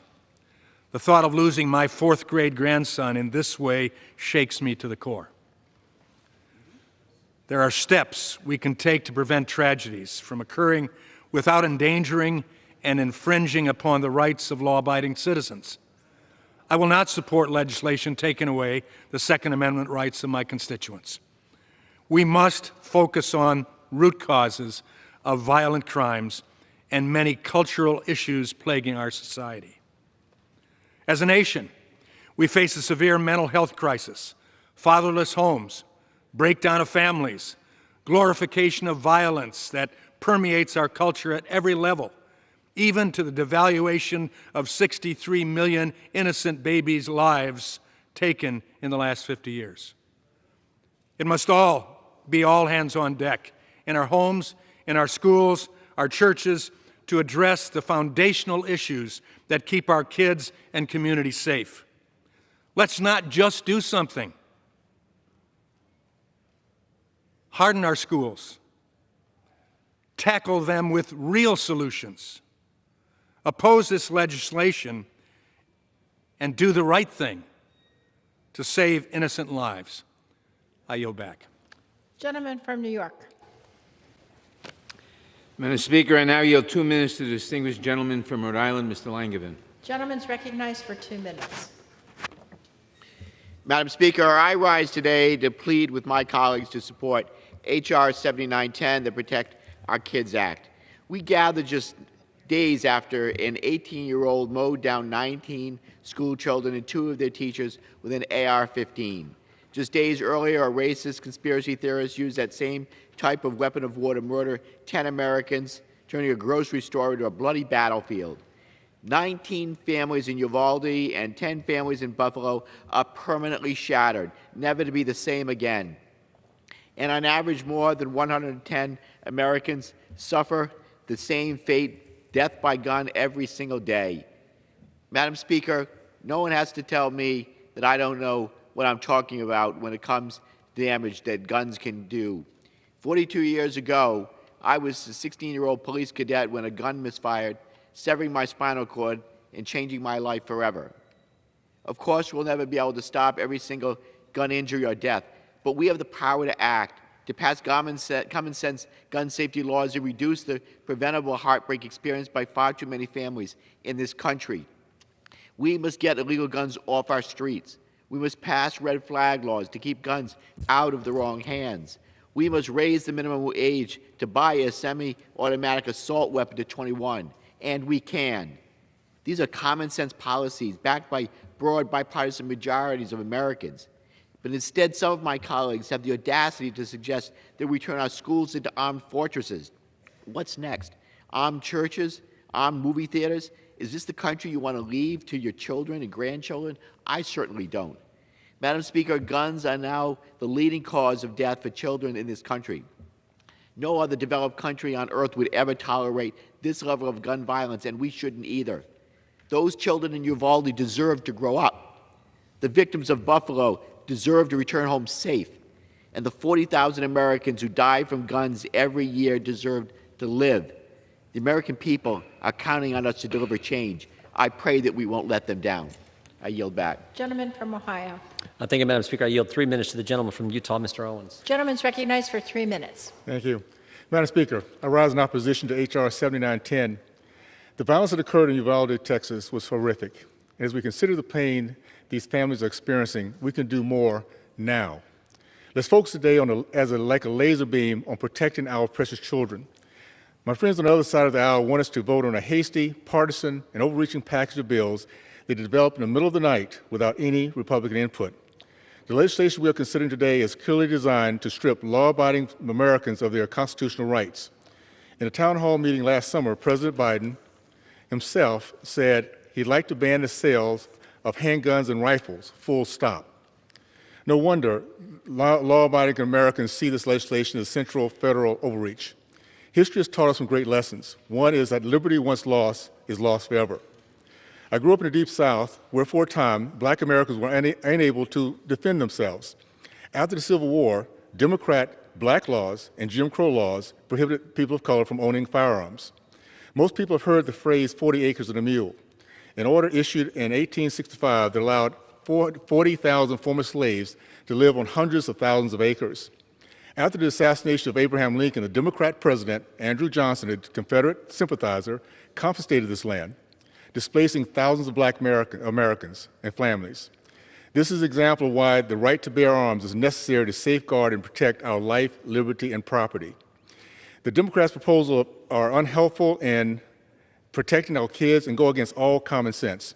They ignore real solutions that will keep our children safe and help prevent future acts of senseless violence. Most importantly, they are not proposing anything that protects our children now. We don't need to spend another 2 years fighting over solutions. We have solutions available immediately. The Securing Our Student Act. My legislation would empower local school districts to immediately receive unspent funds from the American Rescue Plan and implement security measures in their schools now. Of the $122 billion appropriated to the American K-12 schools in last year's $1.9 trillion American Rescue Plan, roughly 93% remains unspent. I invite my colleagues to join me in demanding that these hundreds of billions of dollars be immediately used to help local schools determine and implement the safety measures that best fit their communities. We can harden our schools and protect our children at school now. We can never bring back those precious children we've lost, but we can and we must work together to prevent future tragedies. This is a solution that will harness the full weight of American innovation and technology and keep our schools safe now, to ensure that no child, educator, or family has to say goodbye to a loved one because of any kind of violence. Thank you, and I yield back. Gentleman from New York. Madam Speaker, I now yield 1 minute to the distinguished gentleman from Michigan, Mr. Levin. Gentleman's recognized for 1 minute. Thank you, Chairman Nadler, for pulling this vital package together. I speak as a father of 4 who is heartbroken and still processing Uvalde, Buffalo, and the unending string of mass shootings, a longtime gun reform advocate, and a member of the Gun Violence Prevention Task Force who demands real, common-sense gun reform to save lives now. This is why I support the Protecting Our Kids Act in this moment of profound grief and collective loss. When it comes to the epidemic of gun deaths, there's no panacea. We must pass meaningful reforms, evaluate our work, and then keep on passing more legislation. Though I'm extremely supportive of this long overdue package, I'm concerned about criminal penalties for safe storage violations. Overcriminalization too often harms Black and brown communities. As a warrior for racial justice, I urge all of us to investigate how disparate communities would be impacted before this bill heads to the President's desk. I urge my colleagues on both sides of the aisle to support this bill, and I yield back the balance of my time. Gentleman from Ohio. Thank you, Madam Speaker. I yield 4 minutes to the gentleman from Texas, Mr. Roy. Gentleman's recognized for 4 minutes. I thank the gentleman from Ohio. Why do we have guns? Why do we have the Second Amendment? Is it to hunt? Sure. Self-defense? That's even more important. But the fact is, you read the founders, Federalist 46, James Madison, contrasts us with the tyrannical governments of Europe who are, quote, afraid to trust the people with arms. Joseph Story, in his commentaries on the Constitution in 1833, quote, the right of the citizens to keep and bear arms has justly been considered as the palladium of the liberties of a republic, since it offers a strong moral check against the usurpation and arbitrary power of rulers, and will generally, even if these are successful in the first instance, enable the people to resist and triumph over them. We have a Second Amendment because we understand in this country that there are some things, inalienable rights, that you cannot justly take away from a free and equal human being. Tyrants disarm the people they intend to oppress. Those are the facts. Jewish people in Germany were prohibited from owning arms. 13 million Jews were exterminated by the Nazis. The Soviets instituted gun control and millions were killed. 20 million dissidents were rounded up and exterminated. Mao disarmed the Chinese people. 20 million dissidents were exterminated. In Cambodia, the Khmer Rouge were able to take advantage of the fact that limited gun ownership to just hunters and killed 1.5 million to 3 million Cambodians. Turkey disarmed Armenians and 1.5 million Armenians were killed in the Armenian genocide. The South disarmed slaves and actively fought against their arming. And then in the 20th century, armed Black Army veterans, for example, in Louisiana, were able to defend against the KKK. Even fact-checking organizations, Snopes, said, quote, we find it reasonable to conclude that gun confiscations facilitated by laws requiring the registration and licensing of firearms played a crucial role in the carrying out of 20th century genocides. This is not fiction. This is in our lifetime. This is in our grandparents' lifetime. This is in our recent history. This is why the Second Amendment matters. It's not trivial. It's not something you just brush aside. This is a foundation of liberty. It's who we are. But in order to sell a lie to the American people that the government will protect them from all manners of evil, while defunding the police, leaving our borders wide open, I'm glad my colleagues can suddenly find Uvalde on a map, while allowing dangerous cartels operating hundreds of miles into Texas, allowing fentanyl to pour into our communities and kill tens of thousands of children, the very children my colleagues say they wish to protect. In order to do this, Democrats in this body are willing to take away a citizen's God-given right, yes, God-given right that was mocked earlier, to protect himself or herself or her family or his family from harm. The very harm they foster by appeasing lawlessness. And importantly, tyranny being applied to them to deny that right. That is what is at stake. This bill, and it gets brushed aside, raised the age limit. Well, there are constitutional questions to that in the Fourth Circuit, Ninth Circuit, and other circuits. The second title on straw purchases, the very straw purchases Democrat DAs don't even want to really prosecute, would prohibit a law-abiding citizen from giving a gun to a friend as a gift. Safe storage would make it unlawful for me to have the 22 and the 20 gauge propped up by my door right now in Texas to kill coyotes and snakes. It would make it unlawful. This will not do any good. It will harm Americans, and it undermines our foundational liberties that is crucial for a free state. And with that, I yield back. Gentleman from New York. Madam Speaker, I now yield 1 minute to the distinguished gentlelady from North Carolina, Ms. Manning. Gentlelady is recognized for 1 minute. Madam Speaker, so far this year, our country has experienced more than 250 mass shootings, and it's only June. Gun violence is now the #1 cause of death of children in this country. We cannot let this continue.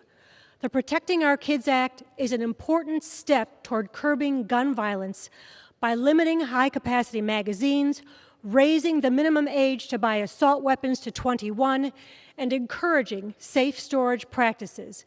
If these measures had been in place, the 18-year-old gunman in Uvalde, Texas, would not have been able to buy the 2 assault weapons he used to murder 19 children and 2 teachers. The Dayton, Ohio shooter would not have been able to buy the high-capacity magazine that allowed him to shoot 26 people in 30 seconds. We can't solve this complex problem at once, but neither can we desist from taking common sense measures to help make this country safer for our children. Let's honor our oath. Let's do our job to keep the American people safe. Vote yes on this bill. It's the least we can do for our constituents. Gentleman Thank from you, Ohio. and I yield back. Thank you, Madam Speaker. We reserve. Gentleman reserves. Gentleman from New York. Madam Speaker, I now yield 1 minute to the distinguished gentlelady from California, Ms. Spear. Gentlelady is recognized for 1 minute. Madam Speaker, thank you. I believe I'm the only member of this House that is a victim of gun violence. My body is riddled with bullets. I have a divot in my leg that's the size of a football. I have skin grafts on all parts. A victim of gun violence is traumatized over and over again. I implore my colleagues on the other side of the aisle, if we had a 737 that crashed every month for 12 months in this country, we would do something about it. And that's what's happening to children in this country.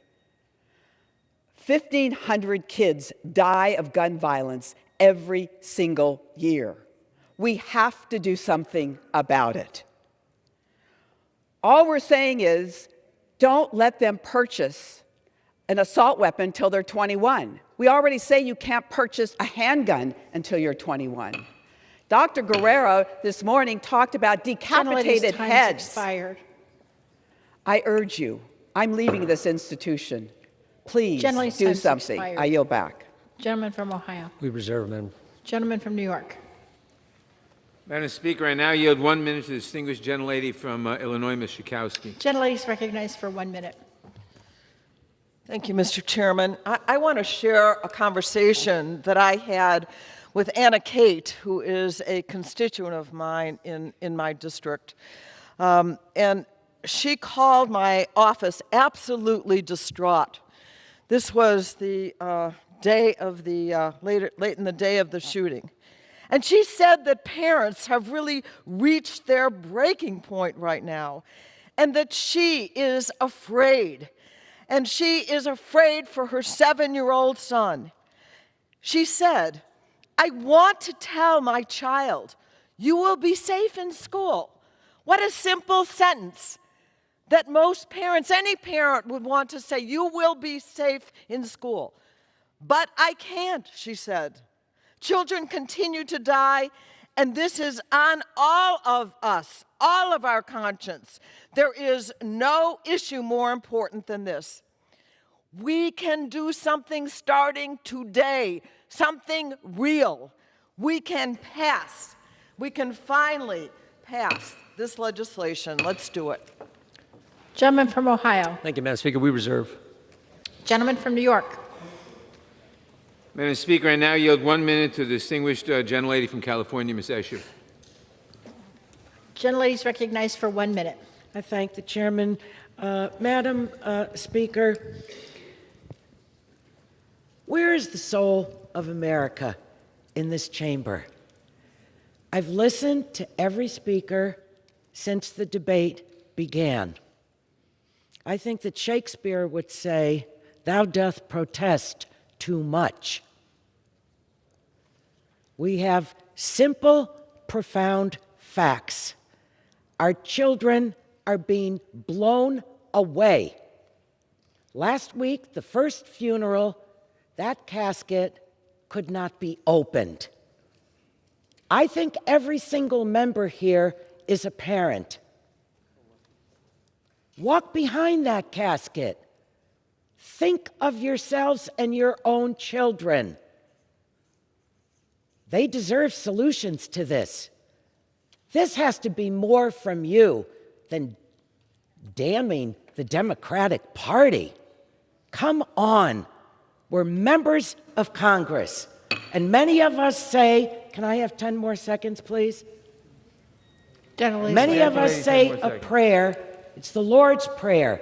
And at the end we say, and lead us not into temptation, but deliver us from evil. Amen. I yield back. Gentleman from Ohio. Thank you, Madam Speaker. I yield 2 minutes to the gentleman from Wisconsin, Mr. Tiffany. Gentleman's recognized for 2 minutes.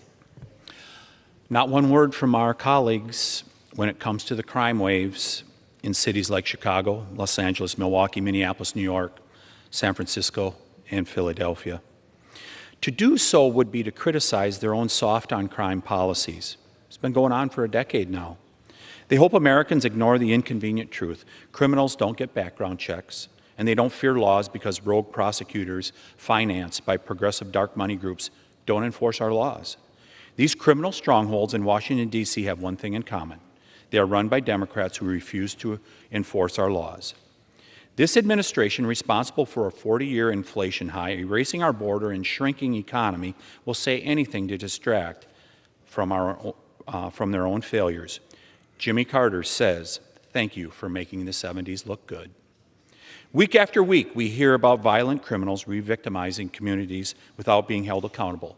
The people furthering these policies and making our communities less safe are the same people who are fervently arguing to disarm Americans and defund the police. They're the same people weaponizing the FBI against their political opponents, and the same people who want to repeal the Second Amendment.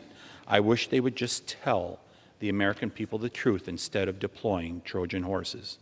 Whether it's rifle bans, 9mm bans, federal red flag laws, one thing is certain.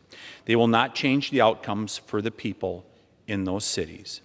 As some members of this body have said in the last few weeks, this is just the beginning. We will not stop. They will continue to erode our rights because they believe in a nanny state government, not a government of the people. What Americans need is the enforcement of our laws, holding criminals accountable, and protecting our constitutional rights. I yield back. Gentleman from New York. Madam Speaker, I request unanimous consent to insert into the record a May 27, 2022 piece from CNN entitled "States with Weaker Gun Laws Have Higher Rates of Firearm-Related Homicides and Suicides Study Finds." Without objection. Madam Speaker, I now yield 1 minute to the distinguished gentlelady from the District of Columbia, Ms. Norton. Gentlelady is recognized for 1 minute.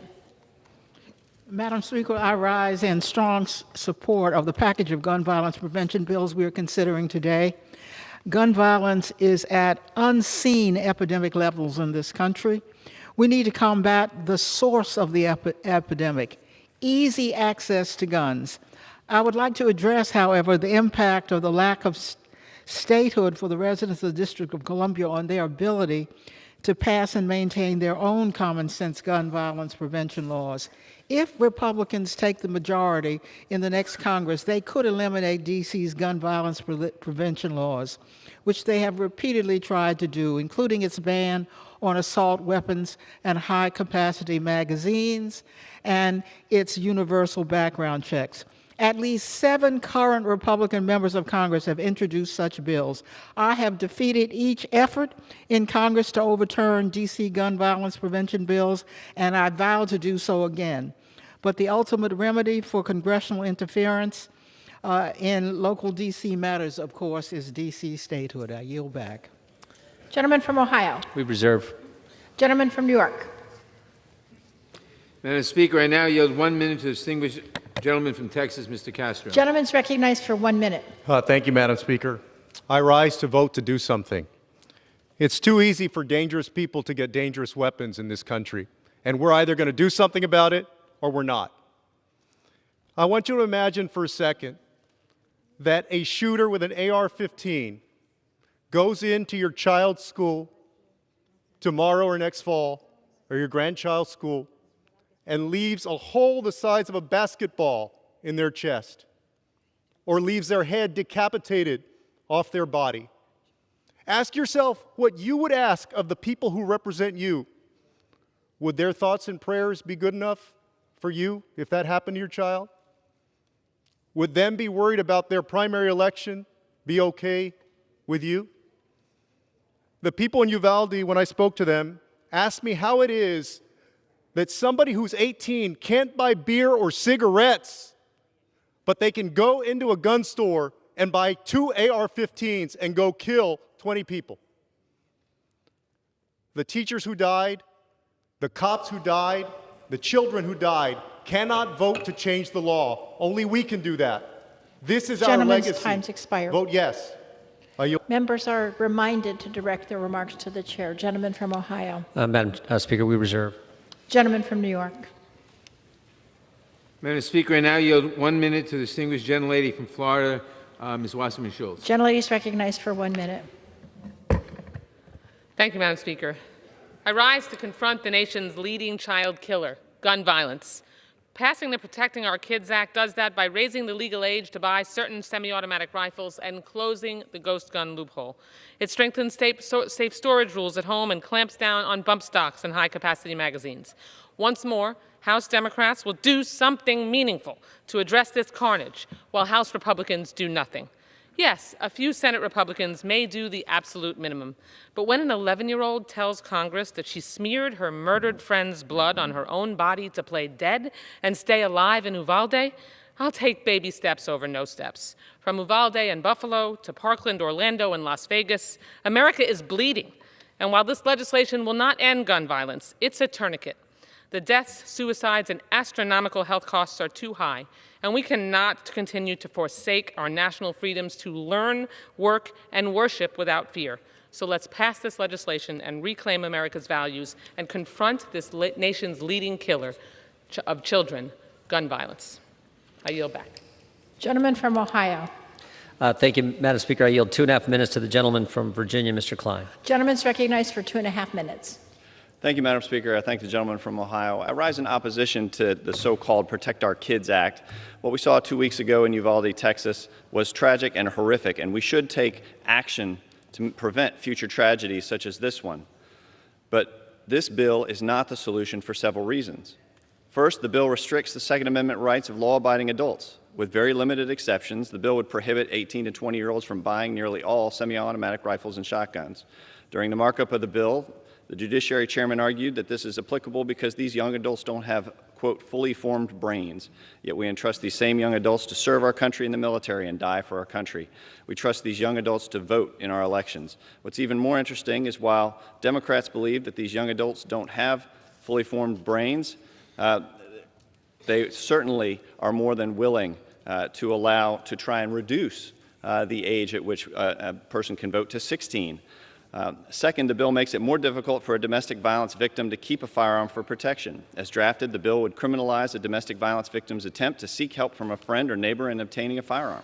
The safe storage requirements of the bill make it harder for people to access a firearm in an emergency by mandating a one-size-fits-all approach for firearm storage. And finally, the bill's limits on magazine capacity will essentially ban many common firearms, some of which may accommodate between 15 and 30 rounds of ammunition.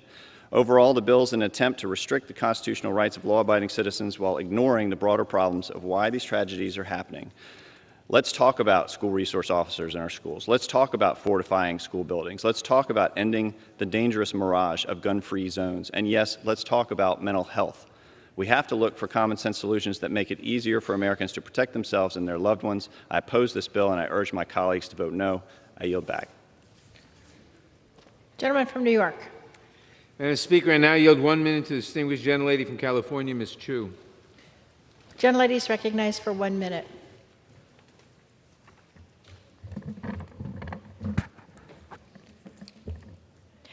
We cannot let America be like this. Children shouldn't be texting their family goodbye as they lay barricaded behind desks. Parents shouldn't dread having to drop a child off to school wondering if this is a death sentence. And a grandmother shouldn't have to fear being murdered as she goes into a grocery store to get dinner. The U.S. is the only country in the world with more civilian-owned firearms than people, and it is costing us our loved ones' lives. Thoughts and prayers are not enough. They never were. We have to take action. This is what we were sent to Congress to do, to act. The bill before us today, H.R. 7910, the Protecting Our Kids Act, will save lives. We can no longer act like we are powerless to stop mass murders in our communities when it is clear there is so much we can do. Pass this bill. Enough is enough. Gentleman from Ohio. Thank you, Madam Speaker. I yield 2 minutes to the gentlelady from Georgia, Ms. Green. Gentlelady is recognized for 2 minutes. Thank you. In 1990, our schools became gun-free school zones. And on September 6, 1990, when I was 16 years old, my high school went on lockdown because one of the students at my school brought 3 guns to school in a duffel bag on the school bus, brought the guns into our school, and proceeded to take control of our high school. And he was the only person in the school that had guns. That's why that happened. There was no one to protect us that had a gun that day. The only person with guns was the very mentally ill, upset teenager who had brought guns to school that day to kill other students. I know that fear. As a matter of fact, I think I'm the only member of Congress that that's actually happened to. And I'm also a mom. I've dropped off my kids at school for years wondering, would this happen at my children's school? Would they face a terrible fate like the poor children in Uvalde? This should never happen to our children. And I can't help but to point out to all of us here, while we're debating how to protect our kids in school and what we're debating about our Second Amendment gun rights, I want to point out that we're all so privileged to be in this building being protected by armed guards with guns who are protecting our lives. And I find it shocking to me that this body of Congress won't do the same thing for children all over America in schools, because we know one thing works. We know that a gun is a tool, and it's a weapon that can be used to defend yourself or defend others, and we're all lucky enough to have that privilege. But our school children aren't. If we really want to be serious about protecting our kids here in America, we'll repeal the Gun-Free School Zones Act, and we will put into action real legislation that protects children everywhere, all over America in school, with good guys with guns, the same way we're being protected. I yield back. Gentleman from New York. Madam Speaker, I now yield 1.5 minutes to the distinguished member of the Judiciary Committee, the gentleman from Florida, Mr. Deutsch. Gentleman's recognized for 1.5 minutes. Thank you, Madam Speaker. I'm disappointed in the way that our colleagues are so cavalierly avoiding the facts. These common sense measures, when we passed them, had we passed them before, could have saved over 400 people killed in mass shootings. Since Columbine, I'm disappointed in the cavalier mischaracterization of jurisprudence. Justice Scalia said that the right secured by the Second Amendment is not unlimited. My colleagues know that the changes in this law that we're proposing today will not undermine the Second Amendment in any way. But, Madam Speaker, I have 2 documents that inform everything I do here. One is the Constitution of the United States, and the other is this list that I wrote on February 14th, 2018, of every one of the 17 members of my community slaughtered by a killer with an AR-15 in his high school. We've heard a lot about foundational rights, foundational liberties, as if the Second Amendment is it's the sum total of the Constitution. Madam Speaker, the First Amendment matters as well.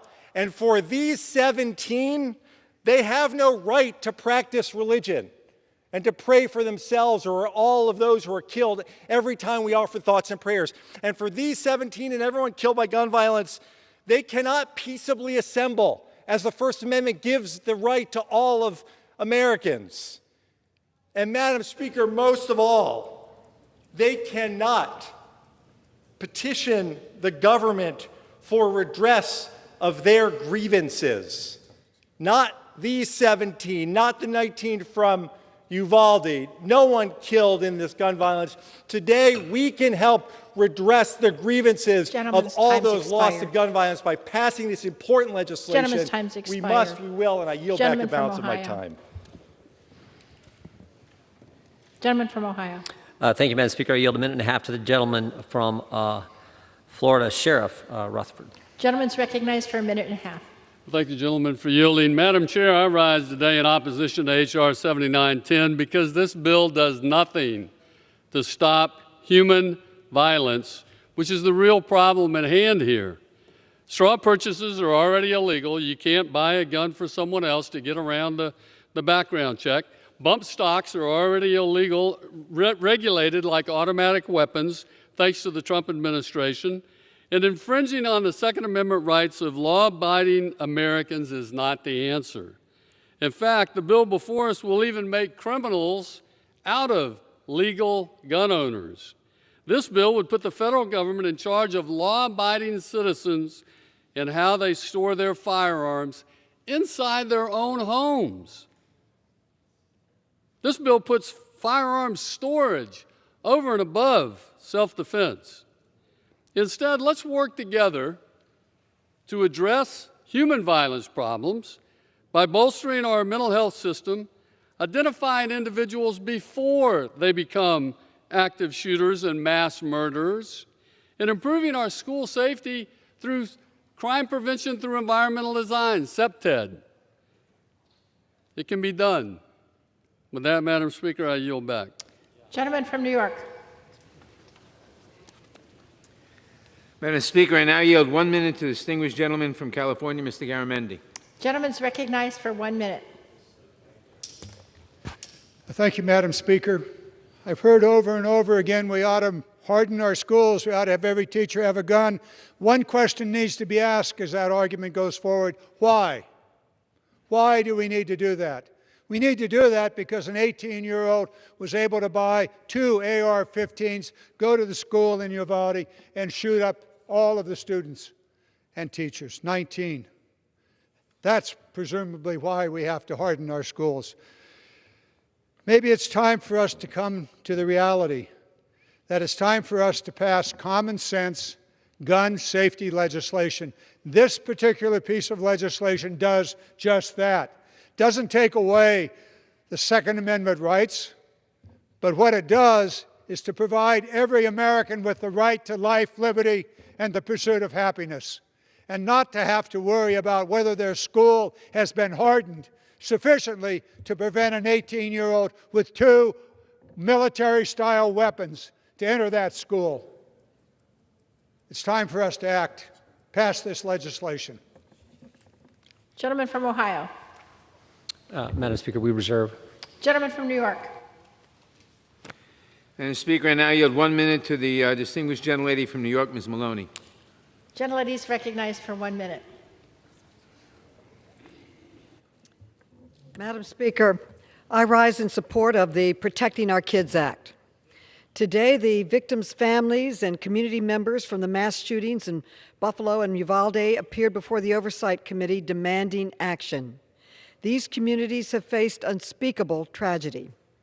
It is our duty as lawmakers to listen to them and work to build a world where they will never have to see these horrific events repeated.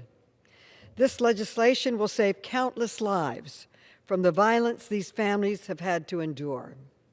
We must support every title in this bill, especially Title II, cracking down on interstate gun trafficking. I have spent over a decade fighting for gun trafficking and straw purchases to be made a federal offense. The illegal interstate movement of firearms into New York, known as the Iron Pipeline, has caused countless firearms to enter our state unlawfully. Preventing gun trafficking across state lines should be a bipartisan goal.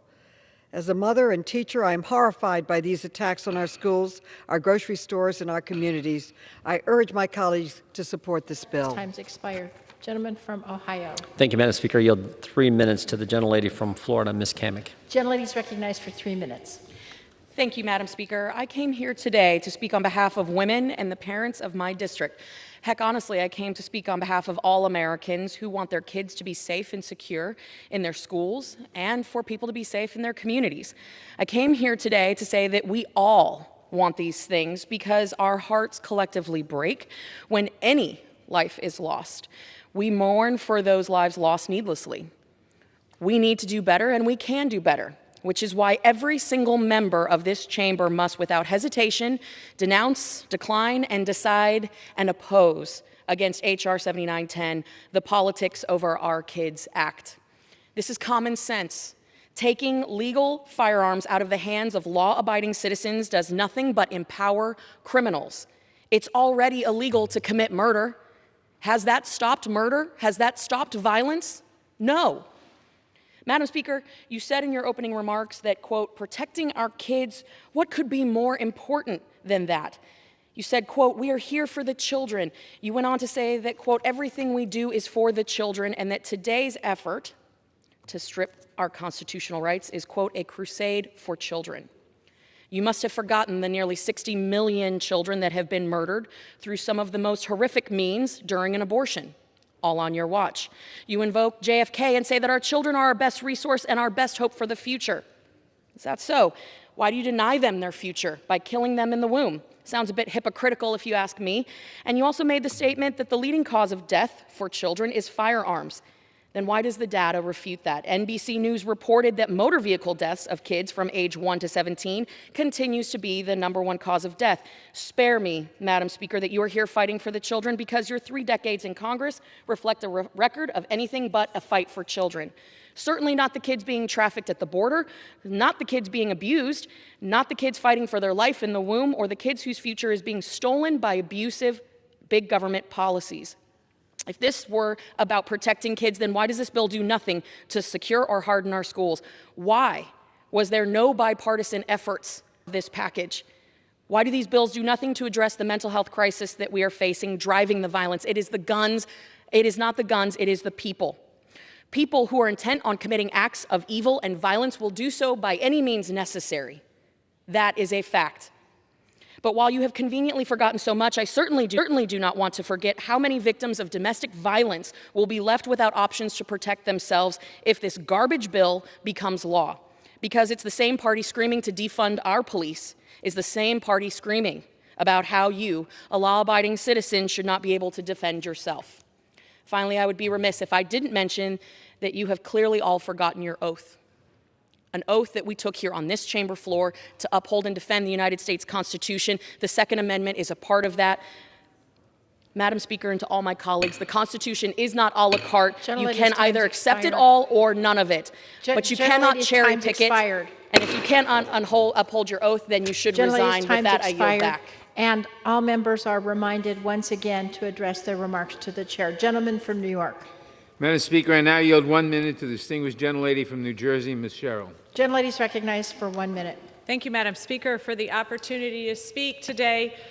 Like so many parents across the nation, when I sent my 4 kids off to school this past week, I worried that they wouldn't be coming home, like so many children across the country. So I got a bit hopeful when I hear that my colleagues are speaking for women across the country. And I expected to hear then that they were going to talk about passing universal background checks, because we know that 88% of the country wants to see universal background checks passed. I'm sorry, I must have missed that in their conversation.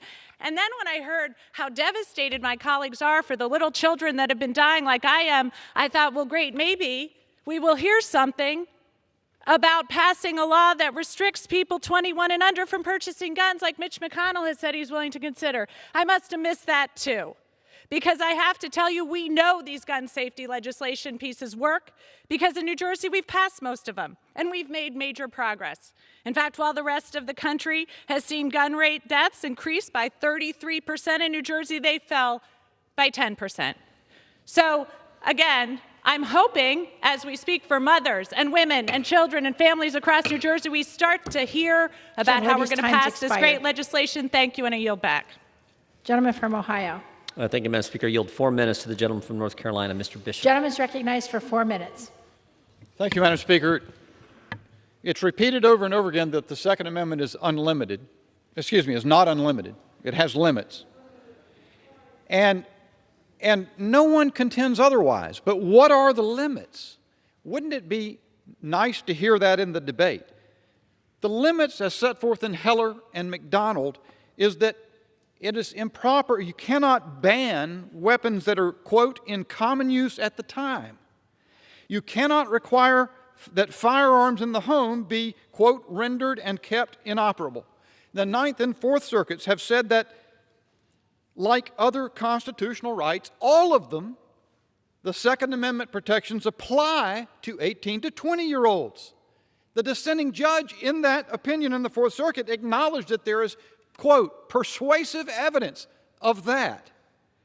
This bill bans for 18 to 20-year-old adults guns that are in common use. It bans for everyone ammo magazines that are in pervasive use.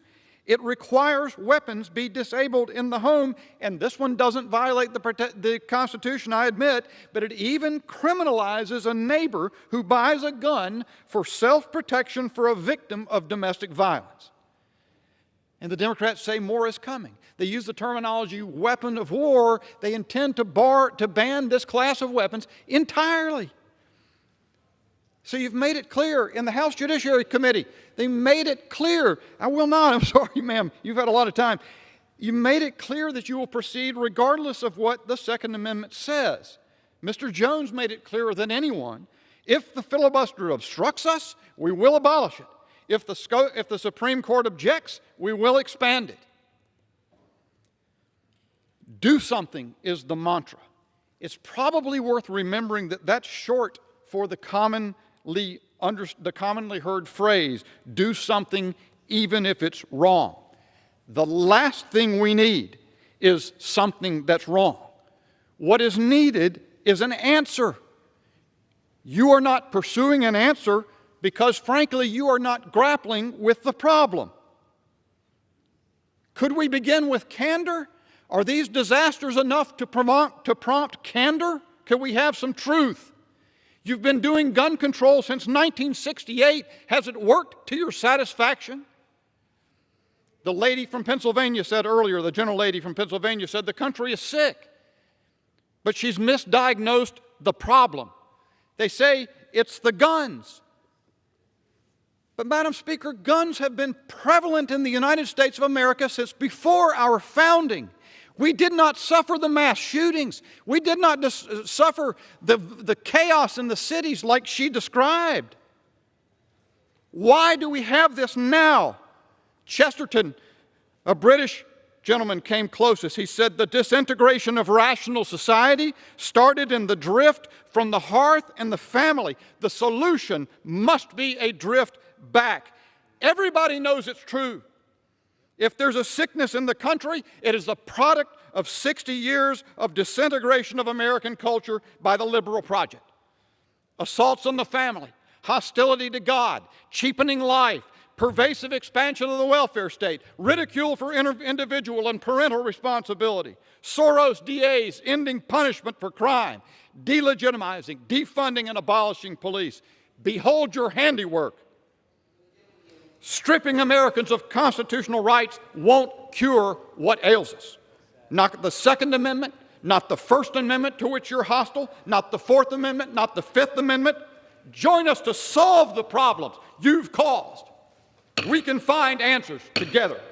I yield back. Gentleman's time's expired, and the chair will once again admonish members to direct their remarks to the chair. Gentleman from New York. Madam Speaker, I now yield 1 minute to the distinguished gentleman from New York, Mr. Espaillat. Gentleman's recognized for 1 minute. Thank you, Madam Speaker. I rise in strong support of Protecting Our Kids Act. This overdue legislation will tighten gun regulations. Unfortunately, in the world's wealthiest country, we have the 32nd highest rate of death from gun violence across the planet. This is a horrific statistic that is impacting all of our districts, blue districts and red district. In my district, gun violence has taken far too many lives, including the young life and brutal murder of Crystal Baber Nieves, working the midnight shift in an East Harlem Burger King, the brutal murder of 2 police officers in Harlem's 32nd precinct, and an 11-month-old gunshot victim in the Bronx. Yes, Madam Speaker, only 11 months old. Madam Speaker, I'm here to tell my colleagues on the other side of the aisle that this epidemic is serious. In fact, it is a public health crisis. For this reason, Congresswoman Escobar and I urge our colleagues to join us in a resolution declaring gun violence a national public health crisis. This is just the beginning, Madam Speaker. Gentleman's time's expired. And we will continue to pass more gun regulations. Gentleman's time's expired. Gentleman from Ohio. Madam Speaker, we reserve. Gentleman reserves. Gentleman from New York. Madam Speaker, can I inquire how much time each side has left? Gentleman from New York has 13 and a quarter. Gentleman from Ohio has 10 minutes. Thank you, Madam Speaker. Madam Speaker, I now yield 1 minute to the distinguished gentlelady from Massachusetts, Ms. Clark. Gentlelady is recognized for 1 minute. Today in our country, 321 people will be shot. 111 of them will die from those gunshots. 22 of the people who are shot every day in this country are kids, just like the 19 fourth graders sitting in their classroom while they were massacred in Uvalde. So I ask my colleagues, how many more? How many more innocent people need to die? How many more elders murdered at a grocery store or in their houses of worship? How many more children slaughtered in their classroom will be enough to do something to save lives? We're considering the most basic measures to keep people safe from gun violence, to keep families from having to ID their children by DNA after their bodies were destroyed by a weapon of war, raising the age to 21 to buy assault rifles, safe gun storage, cracking down on gun trafficking. These are obvious solutions. Vote yes to protect families. Vote yes to save our children. Gentleman from Ohio. We reserve. Gentleman from New York. Madam Speaker, I now yield 1 minute to the distinguished gentleman from Oregon, Mr. Blumenauer. Gentleman's recognized for 1 minute. It's been heart-wrenching hearing today. America's not unique with gun violence. What is unique is that America has accepted the slaughter. Unlike Britain, Canada, Australia, New Zealand, Norway, after horrific events, they acted decisively to reduce gun violence, and it worked. We've stood by while the carnage continues, to our shame. America should not be the only rich country that cannot protect our children. After events in Oregon, I met with victims of gun violence, and they developed a package that looks a lot like what we're voting on today. It's no longer acceptable for gun violence enablers to hide behind thoughts and prayers. If other countries can protect their families, so can we. Pass this package. Gentleman from Ohio. Madam Speaker, we reserve. Gentleman from New York. Madam Speaker, I now yield 1 minute to the distinguished gentleman from Nevada, Mr. Horsford. Gentleman's recognized for 1 minute. Madam Speaker, later this month, 30 years to the day, my father was shot and killed by senseless gun violence. And so I rise today with a heavy heart for those who have been murdered by gun violence and the survivors who now must live with the trauma every single day. A heavy heart for the 58 victims and survivors from my hometown of Las Vegas that experienced the worst mass shooting in U.S. history. A heavy heart for the parents and families of Uvalde, whose children were murdered while at school. A heavy heart for the Black Americans that were murdered at a grocery store in Buffalo. A heavy heart for the doctors and nurses that were killed at a hospital in Tulsa. I have a heavy heart, but I also have courage to protect our children, and I will continue to work to break the cycle of violence. The question is, do my colleagues have the courage to protect our kids? Vote yes on this legislation. Gentleman from Ohio. Thank you, Madam Speaker. I yield 3.5 minutes to the gentleman from Florida, Mr. Stubbe. Gentleman is recognized for 3.5 minutes. Thank you, Madam Speaker. Guns are not the cause of evil. Just like the vehicle used by the domestic terrorists in Waukesha, Wisconsin to mow down innocent people in a parade, killing 6, the vehicle used was not the cause of that evil. The person driving it was. Why are not the victims of that heinous act pictures being shown by the Democrats on the floor today, like those victims in Uvalde? Where was the left's cry to ban vehicles that killed those innocent lives in Waukesha? There are no cries to ban cars because that's not on the left's agenda. Banning guns is, and Democrats use these heinous crimes to further the long sought-after political objective of disarming America. And many Democrats in this chamber have called for outright bans on certain firearms. There is a moral decay in our country that has been created by the left. They have torn down traditional institutions, took God out of our classrooms, and systematically destroyed the notion of traditional families and values. Just look at these numbers in a recent article from the Christian Post. 75% of most cited school shooters in America are fatherless. 60% of America's rapists grew up without fathers. 63% of teenagers who commit suicide don't have a father in their life. 72% of adolescent murderers are fatherless. The same was true for the murderer at Robb Elementary, and I could go on. Why isn't the majority talking about that? Why isn't the majority talking about solutions to have role models in our children's lives? Because that doesn't accomplish a political objective for them. This bill, nor any bill before us this week, will stop mass shootings.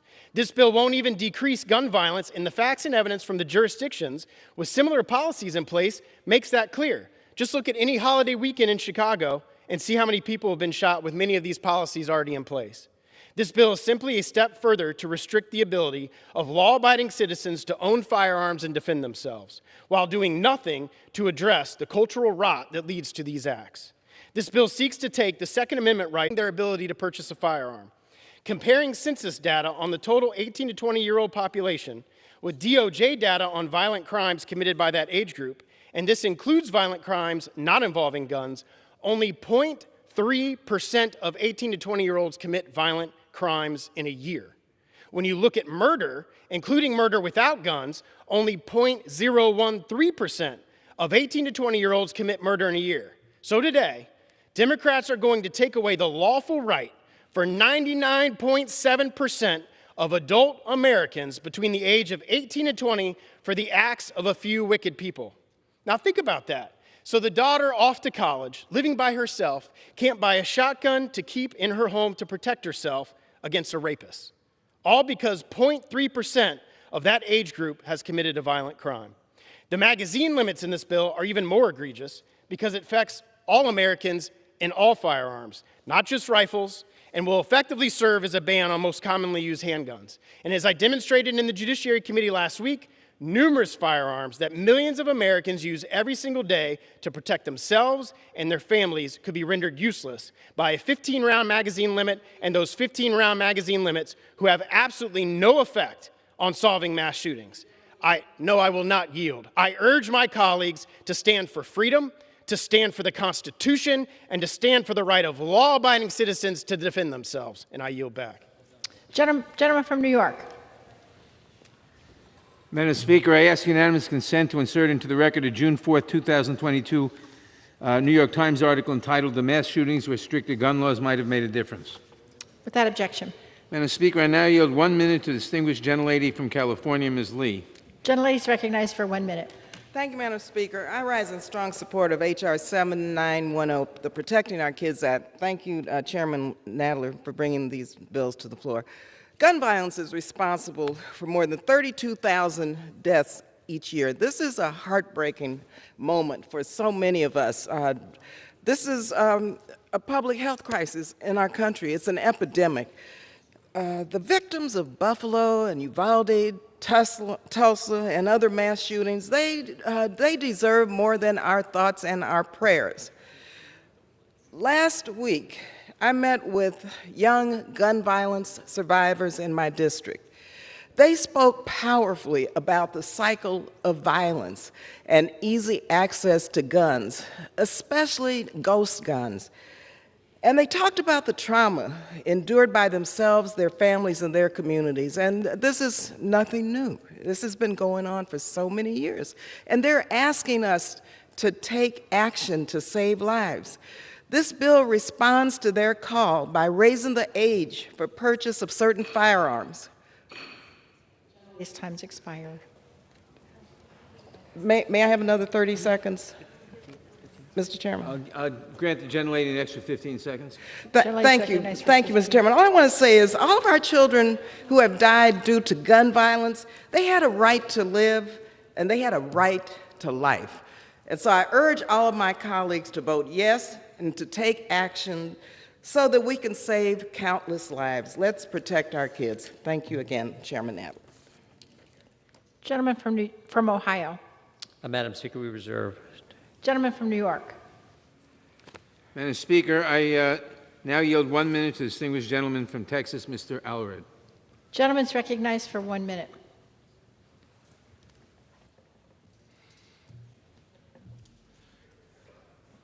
Thank you, Madam Speaker. After the mass shooting in El Paso in 2019, I received a letter from then 6-year-old Cal from Rowlett, Texas. He wrote, "When kids get shot, that's less friends to play with. When I grow up, I don't want to hear any more on the news about people being killed with guns." He was 6, and he had to write that to his congressman. Today, just 3 years later, he was the same age as some of the kids murdered in Uvalde. I refuse that there is nothing we can do. I refuse to say there's nothing we can do to protect kids like Cal or my sons in their schools. We have to act by passing common sense measures like raising the age to 21 to buy an assault-style weapon, banning high-capacity magazines, and increasing safe storage that will save lives. This legislation, the Protecting Our Kids Act, will save lives. I urge my colleagues to vote yes to help us save lives, and for the Senate to finally act and to join us in trying to end this crisis. I yield back. Gentleman from Ohio. We reserve, Madam Speaker. Gentleman from New York. Madam Speaker, I now yield 1 minute to the distinguished gentlelady from New York, Ms. Velasquez. Gentlelady's recognized for 1 minute. Madam Speaker, we are here today because for the victims of Uvalde, it's too late. For the victims of Parkland, it's too late. For the victims of Sandy Hook, it is too late. For the victims of Columbine, it's too late. Constituents from my district are still reeling from recent gun violence incidents. We all saw the images of people running desperately away from the shooter at the subway station in Sunset Park. I am tired of watching again and again my constituents suffer from horrific acts of gun violence. This legislation is a necessary step to prevent gun violence from happening in our schools, places of worship, grocery store, malls, public transportation. Moreover, it imposes stronger regulations on those that can buy these weapons of war. Congress cannot be too late anymore. Enough is enough. Gentleman from Ohio. Madam Speaker, we reserve. Gentleman from New York. Madam Speaker, I now yield 1 minute to the distinguished gentlelady from Washington, Ms. Delbene. Gentlelady's recognized for 1 minute. Thank you, Madam Speaker. I rise today in support of the Protecting Our Kids Act. I'm a parent of 2 great kids, and when they were young, my husband and I would drop them off at school, and we were confident that they were in a safe space. But for so many parents, that's no longer the case. I recently hosted a roundtable with some of the over 1,000 constituents who have written or called into my office following the tragedies in Uvalde and Buffalo and the over 240 mass shootings in 2022. It's heartbreaking to hear how parents have to explain to their kids what to do if there's an active shooter, as if it's inevitable. We know what we can do to help prevent future tragedies like Uvalde. We can pass common sense gun safety policies like this legislation. Enough is enough. We have to end the senseless deaths of our children. Gentleman from Ohio. Thank you, Madam Speaker. I yield 3 minutes to the gentleman from Kentucky, Mr. Massey. Gentleman's recognized for 3 minutes. I thank the gentleman from Ohio. You know, the Democrats today say they don't want to take your guns away. Well, then why does the legislation do just that? What they should say today is we don't want to take all of the guns away from all of the people just yet, because we know we can't get away with that. The reality is the anti-Second Amendment lobby has vastly outspent all of the pro-Second Amendment groups put together in the last several elections. Who is in the pocket of who? So, the red flag laws, these take all of the guns from some of the people, and the bill that will pass tonight, if the Democrats are fortunate enough to do so, will take some of the guns from all of the people. Now, why are gun owners concerned? Why are the gun owners who don't own so-called high-capacity magazines, for instance, concerned? Why are the gun owners who don't own, for instance, AR-15 style rifles concerned about this legislation? Because they know the legislation won't work, and the response to this unserious, unconstitutional legislation that will allow the school shootings to continue will be more gun control from the Democrats. Let me give you an example. They have a high-capacity magazine ban in here that bans any magazine that can accept over 15 rounds. Well, guess what? At Virginia Tech, the shooter carried 17 magazines, none of which held more than 15 rounds, most of which held 10 rounds. The shooter at Columbine carried 13 magazines, each of which held 10 rounds. This legislation would have done absolutely nothing. It's not about how many rounds does the magazine hold.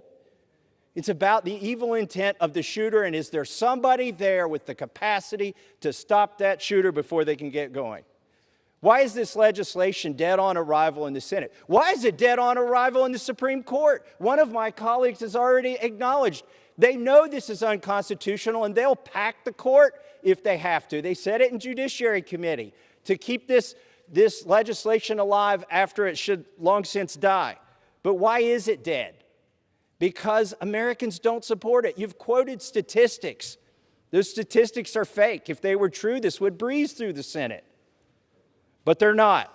And so I urge my colleagues to respect the Constitution, respect the will of the American people, to respect the safety of American citizens, and most of all, the safety of children. Let's do something to protect them instead of these fake virtue signals that will do nothing but to curtail the Second Amendment rights of Americans. And with that, I yield back to the chairman.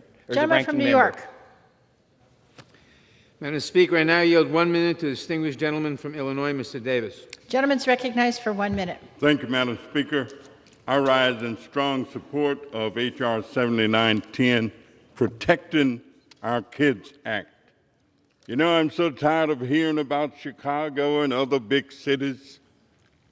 Local governments do what they can, do what they will, but this is not a local issue. This is a national issue. It is a national problem, and it requires a national solution. And so I urge all of my colleagues, no matter where you're from, make sure that you vote to protect our kids.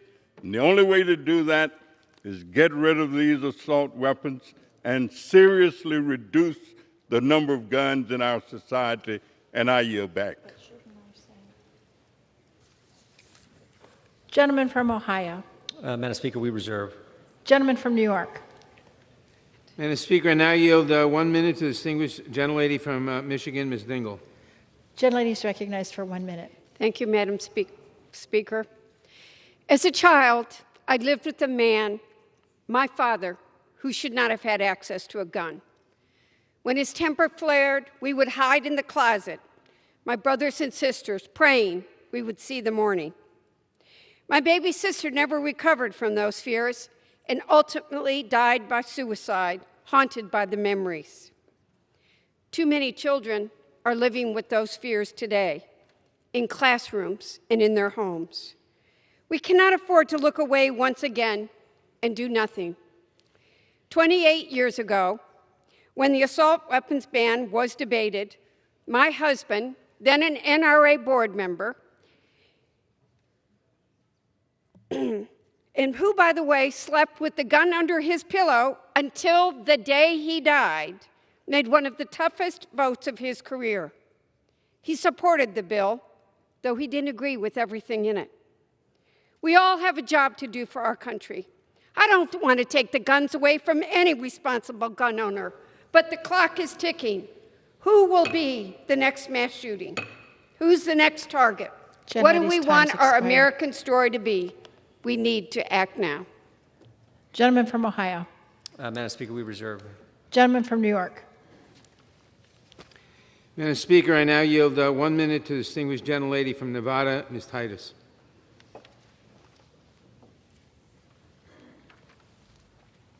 Gentlelady from Nevada is recognized for 1 minute. Thank you very much. You know, I had intended to stand up here and speak about my provision preventing bump stocks be added to guns, but after sitting here and listening for several hours, my colleagues across the aisle, they've been misrepresenting the Second Amendment, they've been pretending to care about children, and they've been blubbering about their need for big guns to protect themselves. I just got to say one thing. America is listening, and it will remember who allowed this plague to continue to kill our loved ones and spread disaster around our country. They're listening, and they'll remember who it was. Thank you very much. I yield back. Gentleman from Ohio. Madam Speaker, we reserve. Gentleman from New York. I reserve. Who seeks time? We're prepared to close. The gentleman from New York is prepared to close. The gentleman from Ohio prepared to close? Yes, Madam Speaker, but I will yield a minute and a half to my friend from Florida, Mr. Gates. Gentleman is recognized for a minute and a half.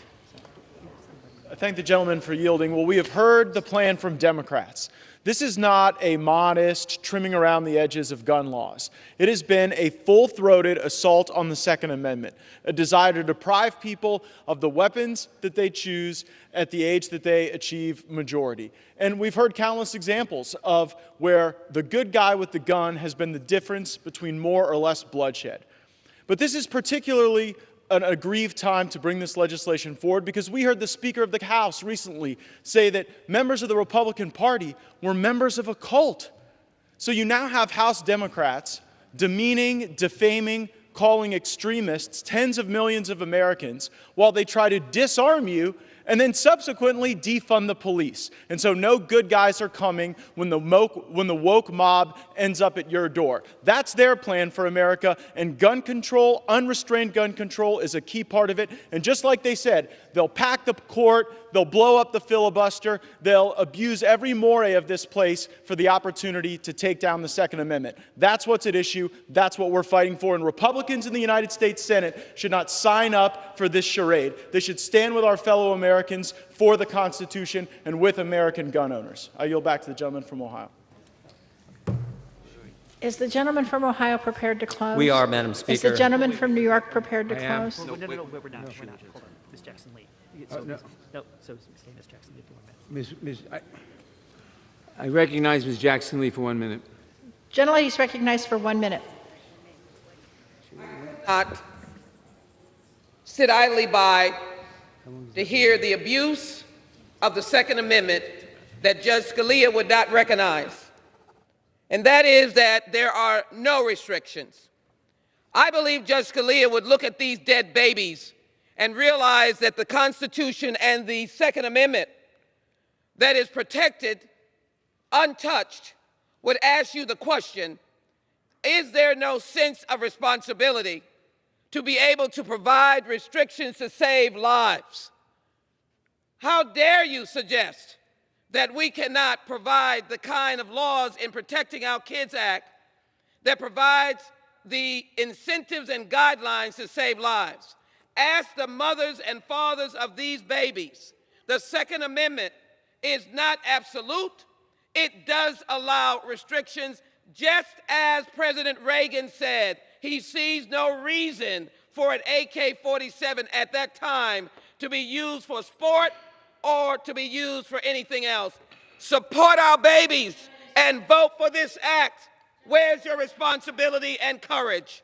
I yield back. Is the gentleman from Ohio prepared to close? Is the gentleman from New York prepared to close? Gentleman from Ohio is recognized. Thank you, Madam Speaker. Representative Massey was right on target when he said red flag laws take all guns from some people and they do so without due process. This bill takes some guns from all people, but Democrats say, don't worry, we're not out to get the Second Amendment. Really? Here's what Representative Cicilline said in committee last week. Spare me the BS about constitutional rights. Here's what Representative Jones said last week in committee. If the filibuster obstructs us, we will abolish it. If the Supreme Court objects, we will expand it. We will not rest until we have taken weapons out of circulation in our communities. Each and every day we will do whatever it takes, whatever it takes. They are out to get the Second Amendment.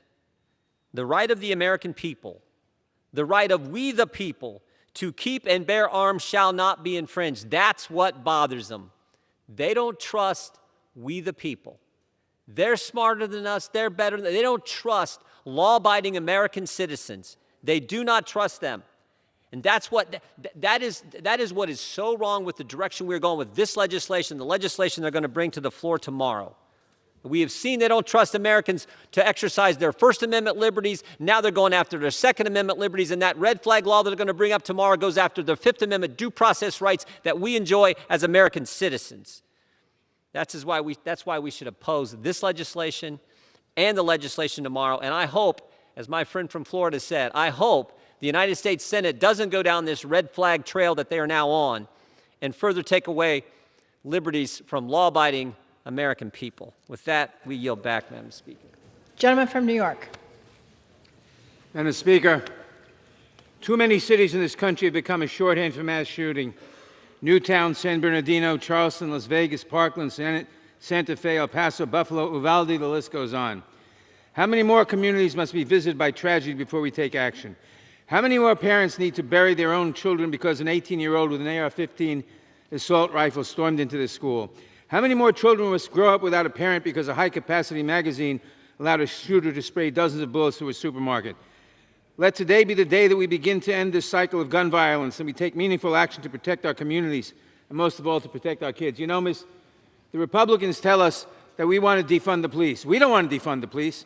President Biden just said the other day we want to fund the police. They want to defund the police. They want to disarm the police. What chance does a policeman with a regular service revolver have against someone with an AR-15 assault rifle? None at all. They want to make sure that our police have no chance at all to resist the dishonest people who use weapons of war, because weapons of war overwhelm whatever any policeman may have. That's the problem here. The problem here is that they want to defund, or I shouldn't say defund, they want to disarm our police compared to the crooks and the murderers who have the weapons of war which can outweigh the service revolvers than any police officer will have. So we want to protect the police officers. We want them to not be outgunned by the murderers. That's where we are. That's what this bill does. That's perhaps why they're afraid of this bill. But we must pass this bill to save our police officers, to save our communities, to save our children. I yield back. Pursuant to House Resolution 1153, the previous question is ordered. Pursuant to Section 3A of House Resolution 1153, the Chair will put the question on retaining each title of the bill as amended. The Chair will put the question on retaining Title I of the bill, and the question will be, shall Title I be retained? Pursuant to Clause 9 of Rule 20, this 15-minute vote on retaining Title I of H.R. 7910 will be followed by 5-minute votes on retaining Title II, retaining Title III, retaining Title IV, retaining Title V, retaining Title VI, retaining Title VII, the motion to recommit if offered, passage of the bill if ordered, and motions to suspend the rules and pass H.R. 7352, H.R. 7334, H.R. 5879, H.R. 7622, H.R. 7664, H.R. 7670, H.R. 7694, H.R. 7776, and H.R. 7667. Pursuant to Section 3B of House Resolution 1153, the yeas and nays are ordered. Members will record their votes by electronic device, and this will be a 15-minute vote.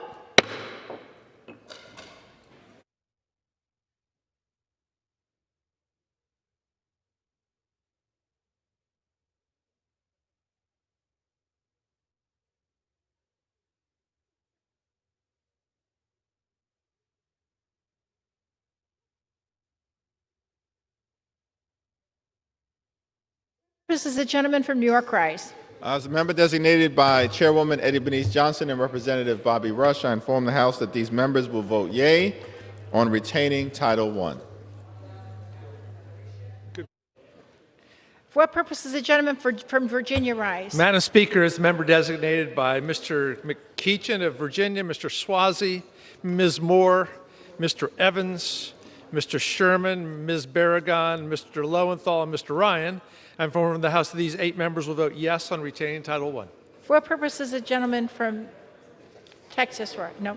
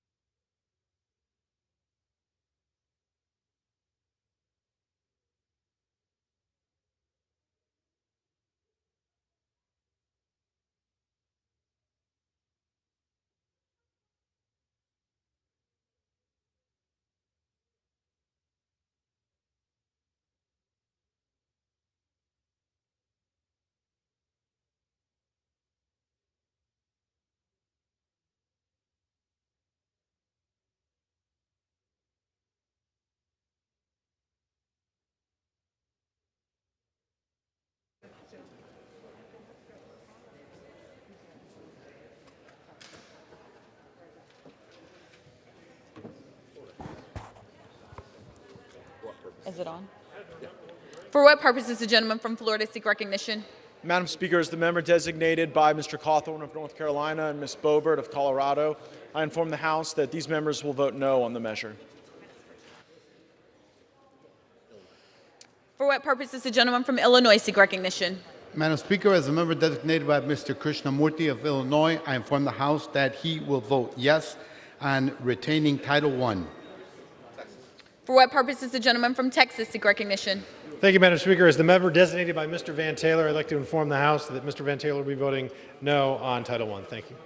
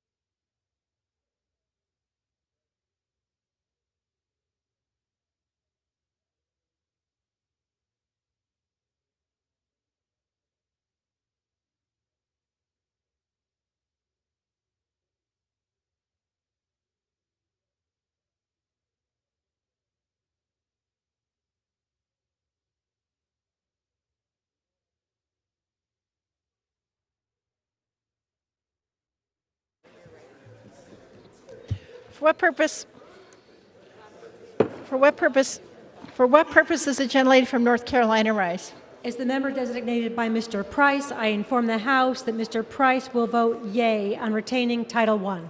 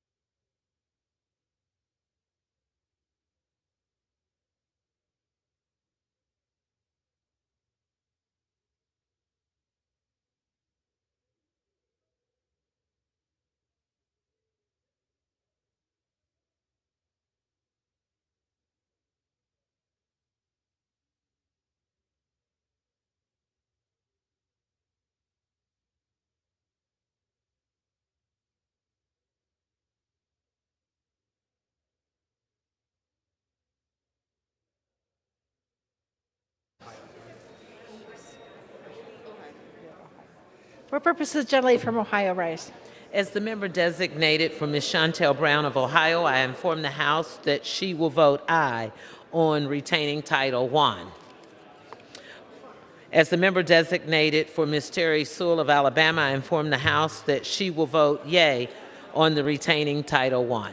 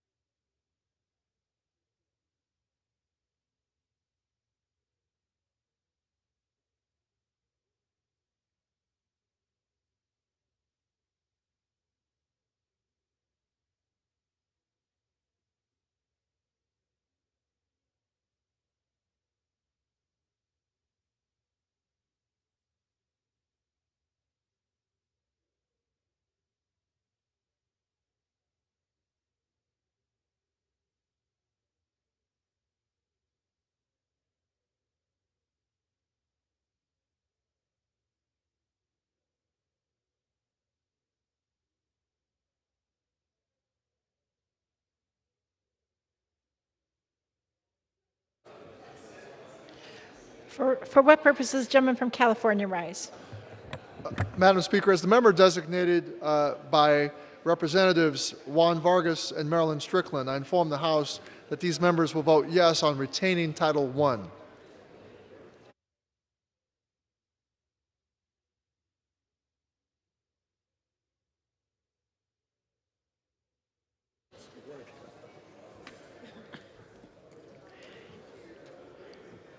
For what purposes, the gentleman from New Jersey rise? Madam Speaker, as the member designated by Mr. Albio Series, Mr. Donald Payne, Ms. Ann Kirkpatrick, and Mr. Peter Welch, I inform the House that these members will vote yes on retaining Title I.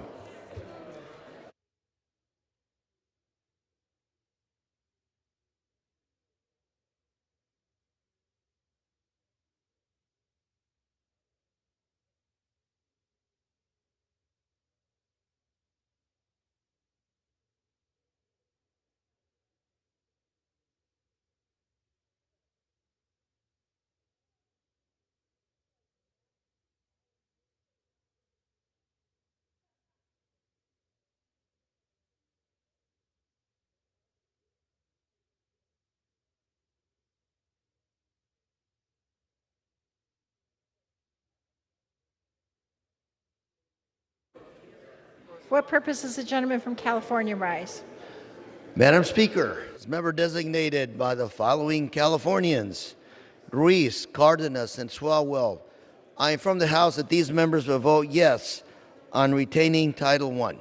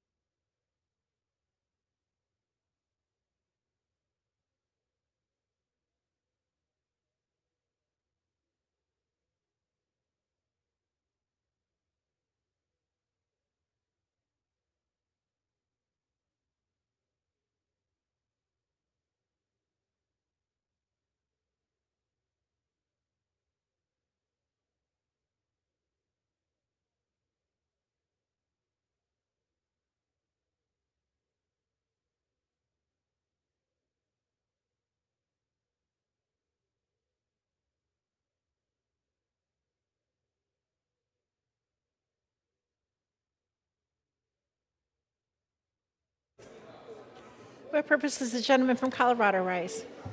Madam Speaker, as the member designated by Mr. Moulton, Ms. Wilson, and Ms. Ledger Fernandez, I inform the House that these three members will vote aye on retaining Title I.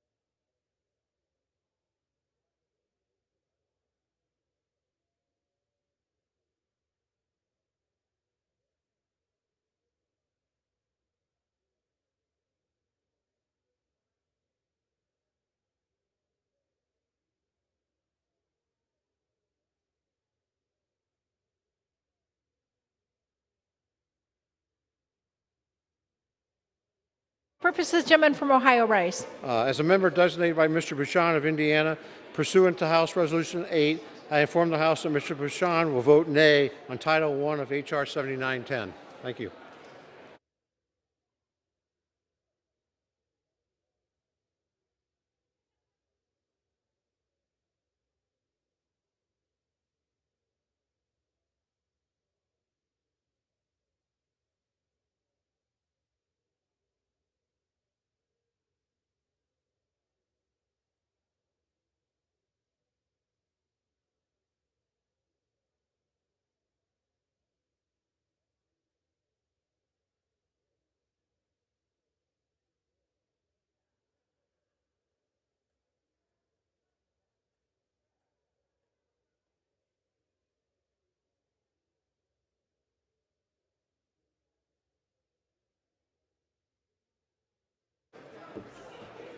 For purposes, the gentleman from Tennessee Rice. Madam Speaker, as the member designated by Mr. Brooks of Alabama, Mr. Loudermilk of Georgia, and Mr. Guest of Mississippi, I inform the House that Mr. Brooks, Mr. Loudermilk, and Mr. Guest will all vote nay on Title I. Thank you.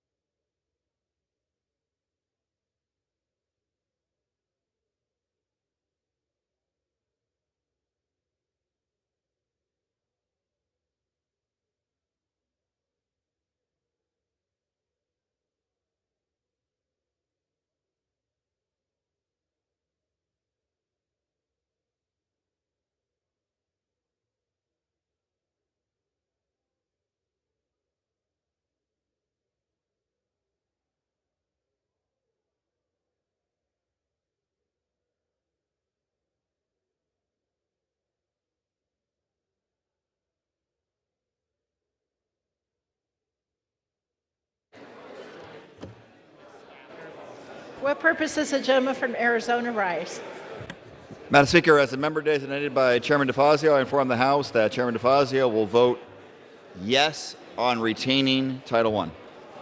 What purposes, the gentleman from Pennsylvania Rise. Madam Speaker, as the member designated by Mr. Thompson of Pennsylvania, I inform the House that Mr. Thompson will vote no on Title I.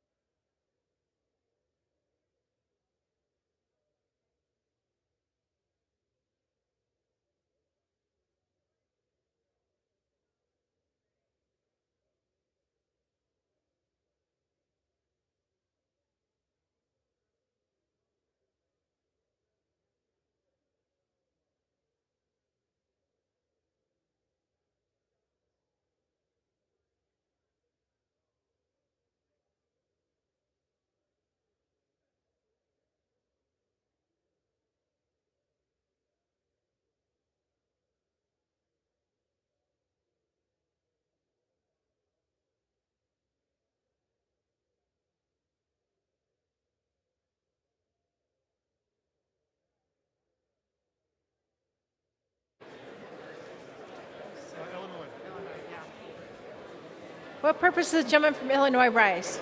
Madam Speaker, as the member designated by Mr. Johnson of South Dakota, I inform the House that Mr. Johnson will vote no on Title I. Thank you.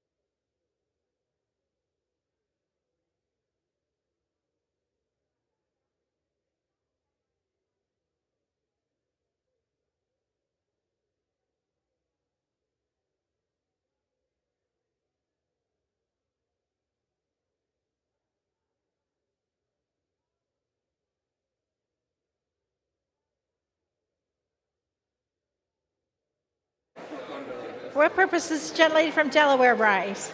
Madam Speaker, as the member designated by Ms. Bass of California, Mr. Lamb of Pennsylvania, and Mr. Torres of New York, I inform the House that these members will vote yes on H.R. 7910.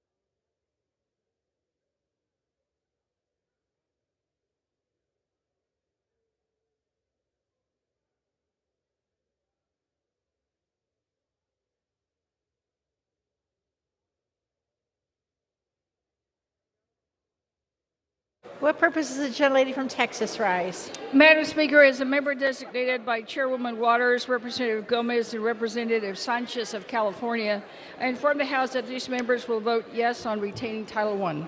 Thank you, Madam Speaker.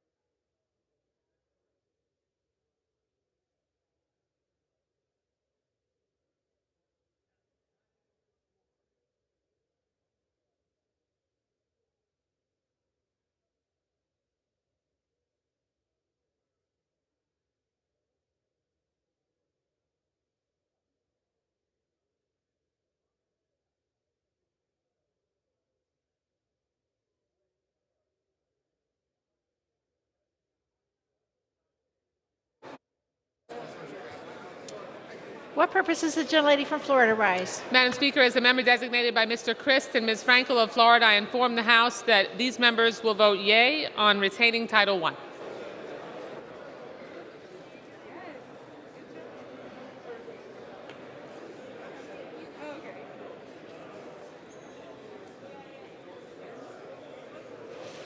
For what purpose does the gentleman from Indiana rise? Madam Speaker, as a member designated by Ms. Walorski and Ms. Sparks, both of Indiana, I inform the House that Ms. Walorski and Ms. Sparks will both vote no on Title I.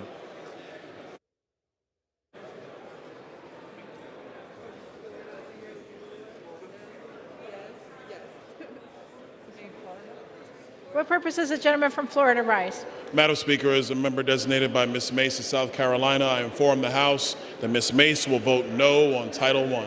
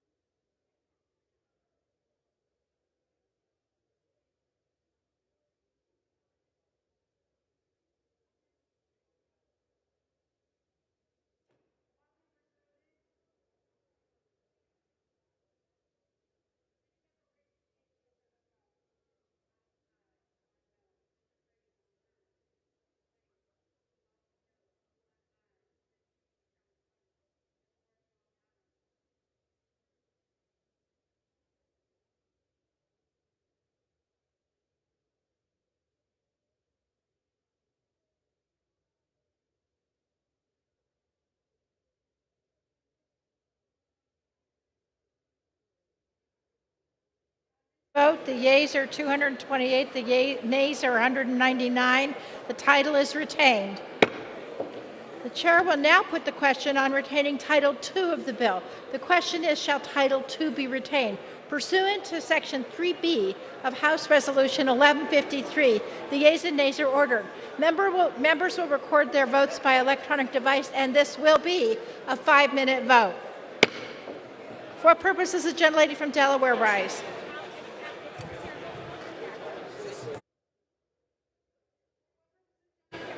You rise.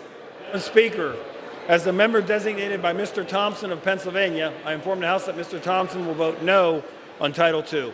For what purposes the gentlelady from Delaware rise? Madam Speaker, as the member designated by Mr. Lamb of Pennsylvania, Mr. Torres of New York, and Ms. Bass of California, I inform the House that these members will vote yes on retaining Title II. For what purposes the gentleman from Ohio rise? As a member designated by Mr. Bashan of Indiana, I inform the House that Mr. Bashan will vote nay on Title II of H.R. 7910. For what purposes the gentlelady from Texas rise? Madam Speaker, as a member designated by Representative Waters, Gomez, and Sanchez of California, I inform the House that these members will vote yes on retaining Title II. Thank you, Madam Speaker. For what purposes the gentleman from Florida rise? Madam Speaker, as the member designated by Ms. Boebert of Colorado and Mr. Cawthorn of North Carolina, I inform the House that these members will vote no on the measure. For what purposes the gentleman from New York rise? As a member designated by Chairwoman Eddie Bernice Johnson and Representative Rush, I inform the House these members will vote yea on retaining Title II. For what purposes the gentleman from Tennessee rise? Madam Speaker, as the member designated by Mr. Brooks of Alabama, Mr. Guest of Mississippi, and Mr. Loudermilk of Georgia, I inform the House that Mr. Brooks, Mr. Guest, and Mr. Loudermilk will all vote nay on Title II. Thank you. For what purposes the gentleman from Virginia rise? Madam Speaker, as a member designated by Mr. Swazi, Mr. Ryan, Dr. Lowenthal, Ms. Barragan, Mr. Sherman, Mr. Evans, Ms. Moore, and Mr. McKeechan, I inform the House that these 8 members will vote yes on retaining Title II. What purposes the gentleman from Texas rise? Thank you, Madam Speaker. As the member designated by Mr. Van Taylor, I'd like to inform the House that Mr. Van Taylor will be voting nay on Title II. Thank you. For what purposes the gentleman from Colorado rise? Madam Speaker, as the member designated by Mr. Moulton, Ms. Leger Fernandez, and Ms. Wilson, I inform the House that these members will vote yea on retaining Title II.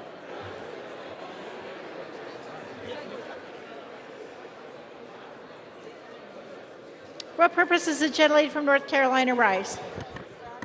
Madam Speaker, as the member designated by Mr. Price, I inform the House that Mr. Price will vote yea on retaining Title II. What purposes the gentleman from Illinois rise? Madam Speaker, as a member designated by Mr. Krishnamurti of Illinois, I inform the House that he will vote yes on retaining Title II. What purposes the gentlelady from Ohio rise? As the member designated for members Chantel Brown and Terry Sewell, I inform the House that these members will vote yea on retaining Title II. What purpose does the gentleman from California rise? Madam Speaker, as member designated by the following Californians, Ruiz, Cardenas, and Swalwell, I inform the House that these members will vote yes on retaining Title II. For what purpose does the gentleman from New Jersey rise? Madam Speaker, as the member designated by Ms. Ann Kirkpatrick, Mr. Peter Welch, Mr. Donald Payne, and Mr. Albio Series, I inform the House that these members will vote yes on retaining Title II. For what purpose does the gentleman from Arizona rise? As the member designated by Chairman DeFazio, I inform the House that Chairman DeFazio will vote yes on retaining Title II.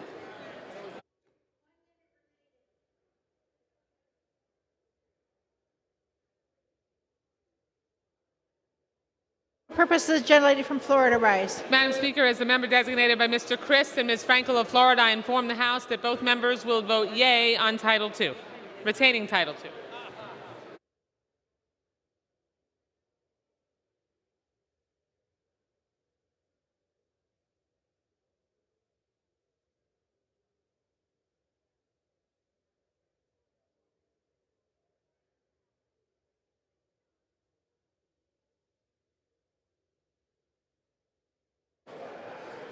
what purpose does the gentleman from Indiana rise?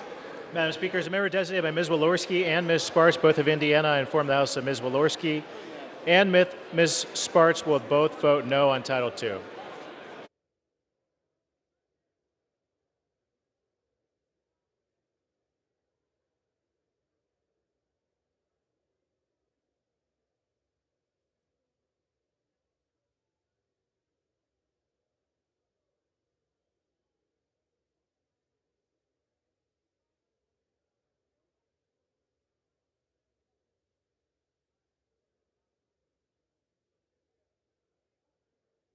But for what purpose does the gentleman from California rise?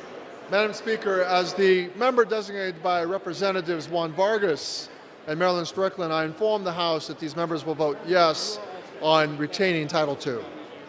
What purpose does the gentleman from Illinois rise? Madam Speaker, as the member designated by Mr. Johnson of South Dakota, I inform the House that Mr. Johnson will vote no on Title II. Thank you.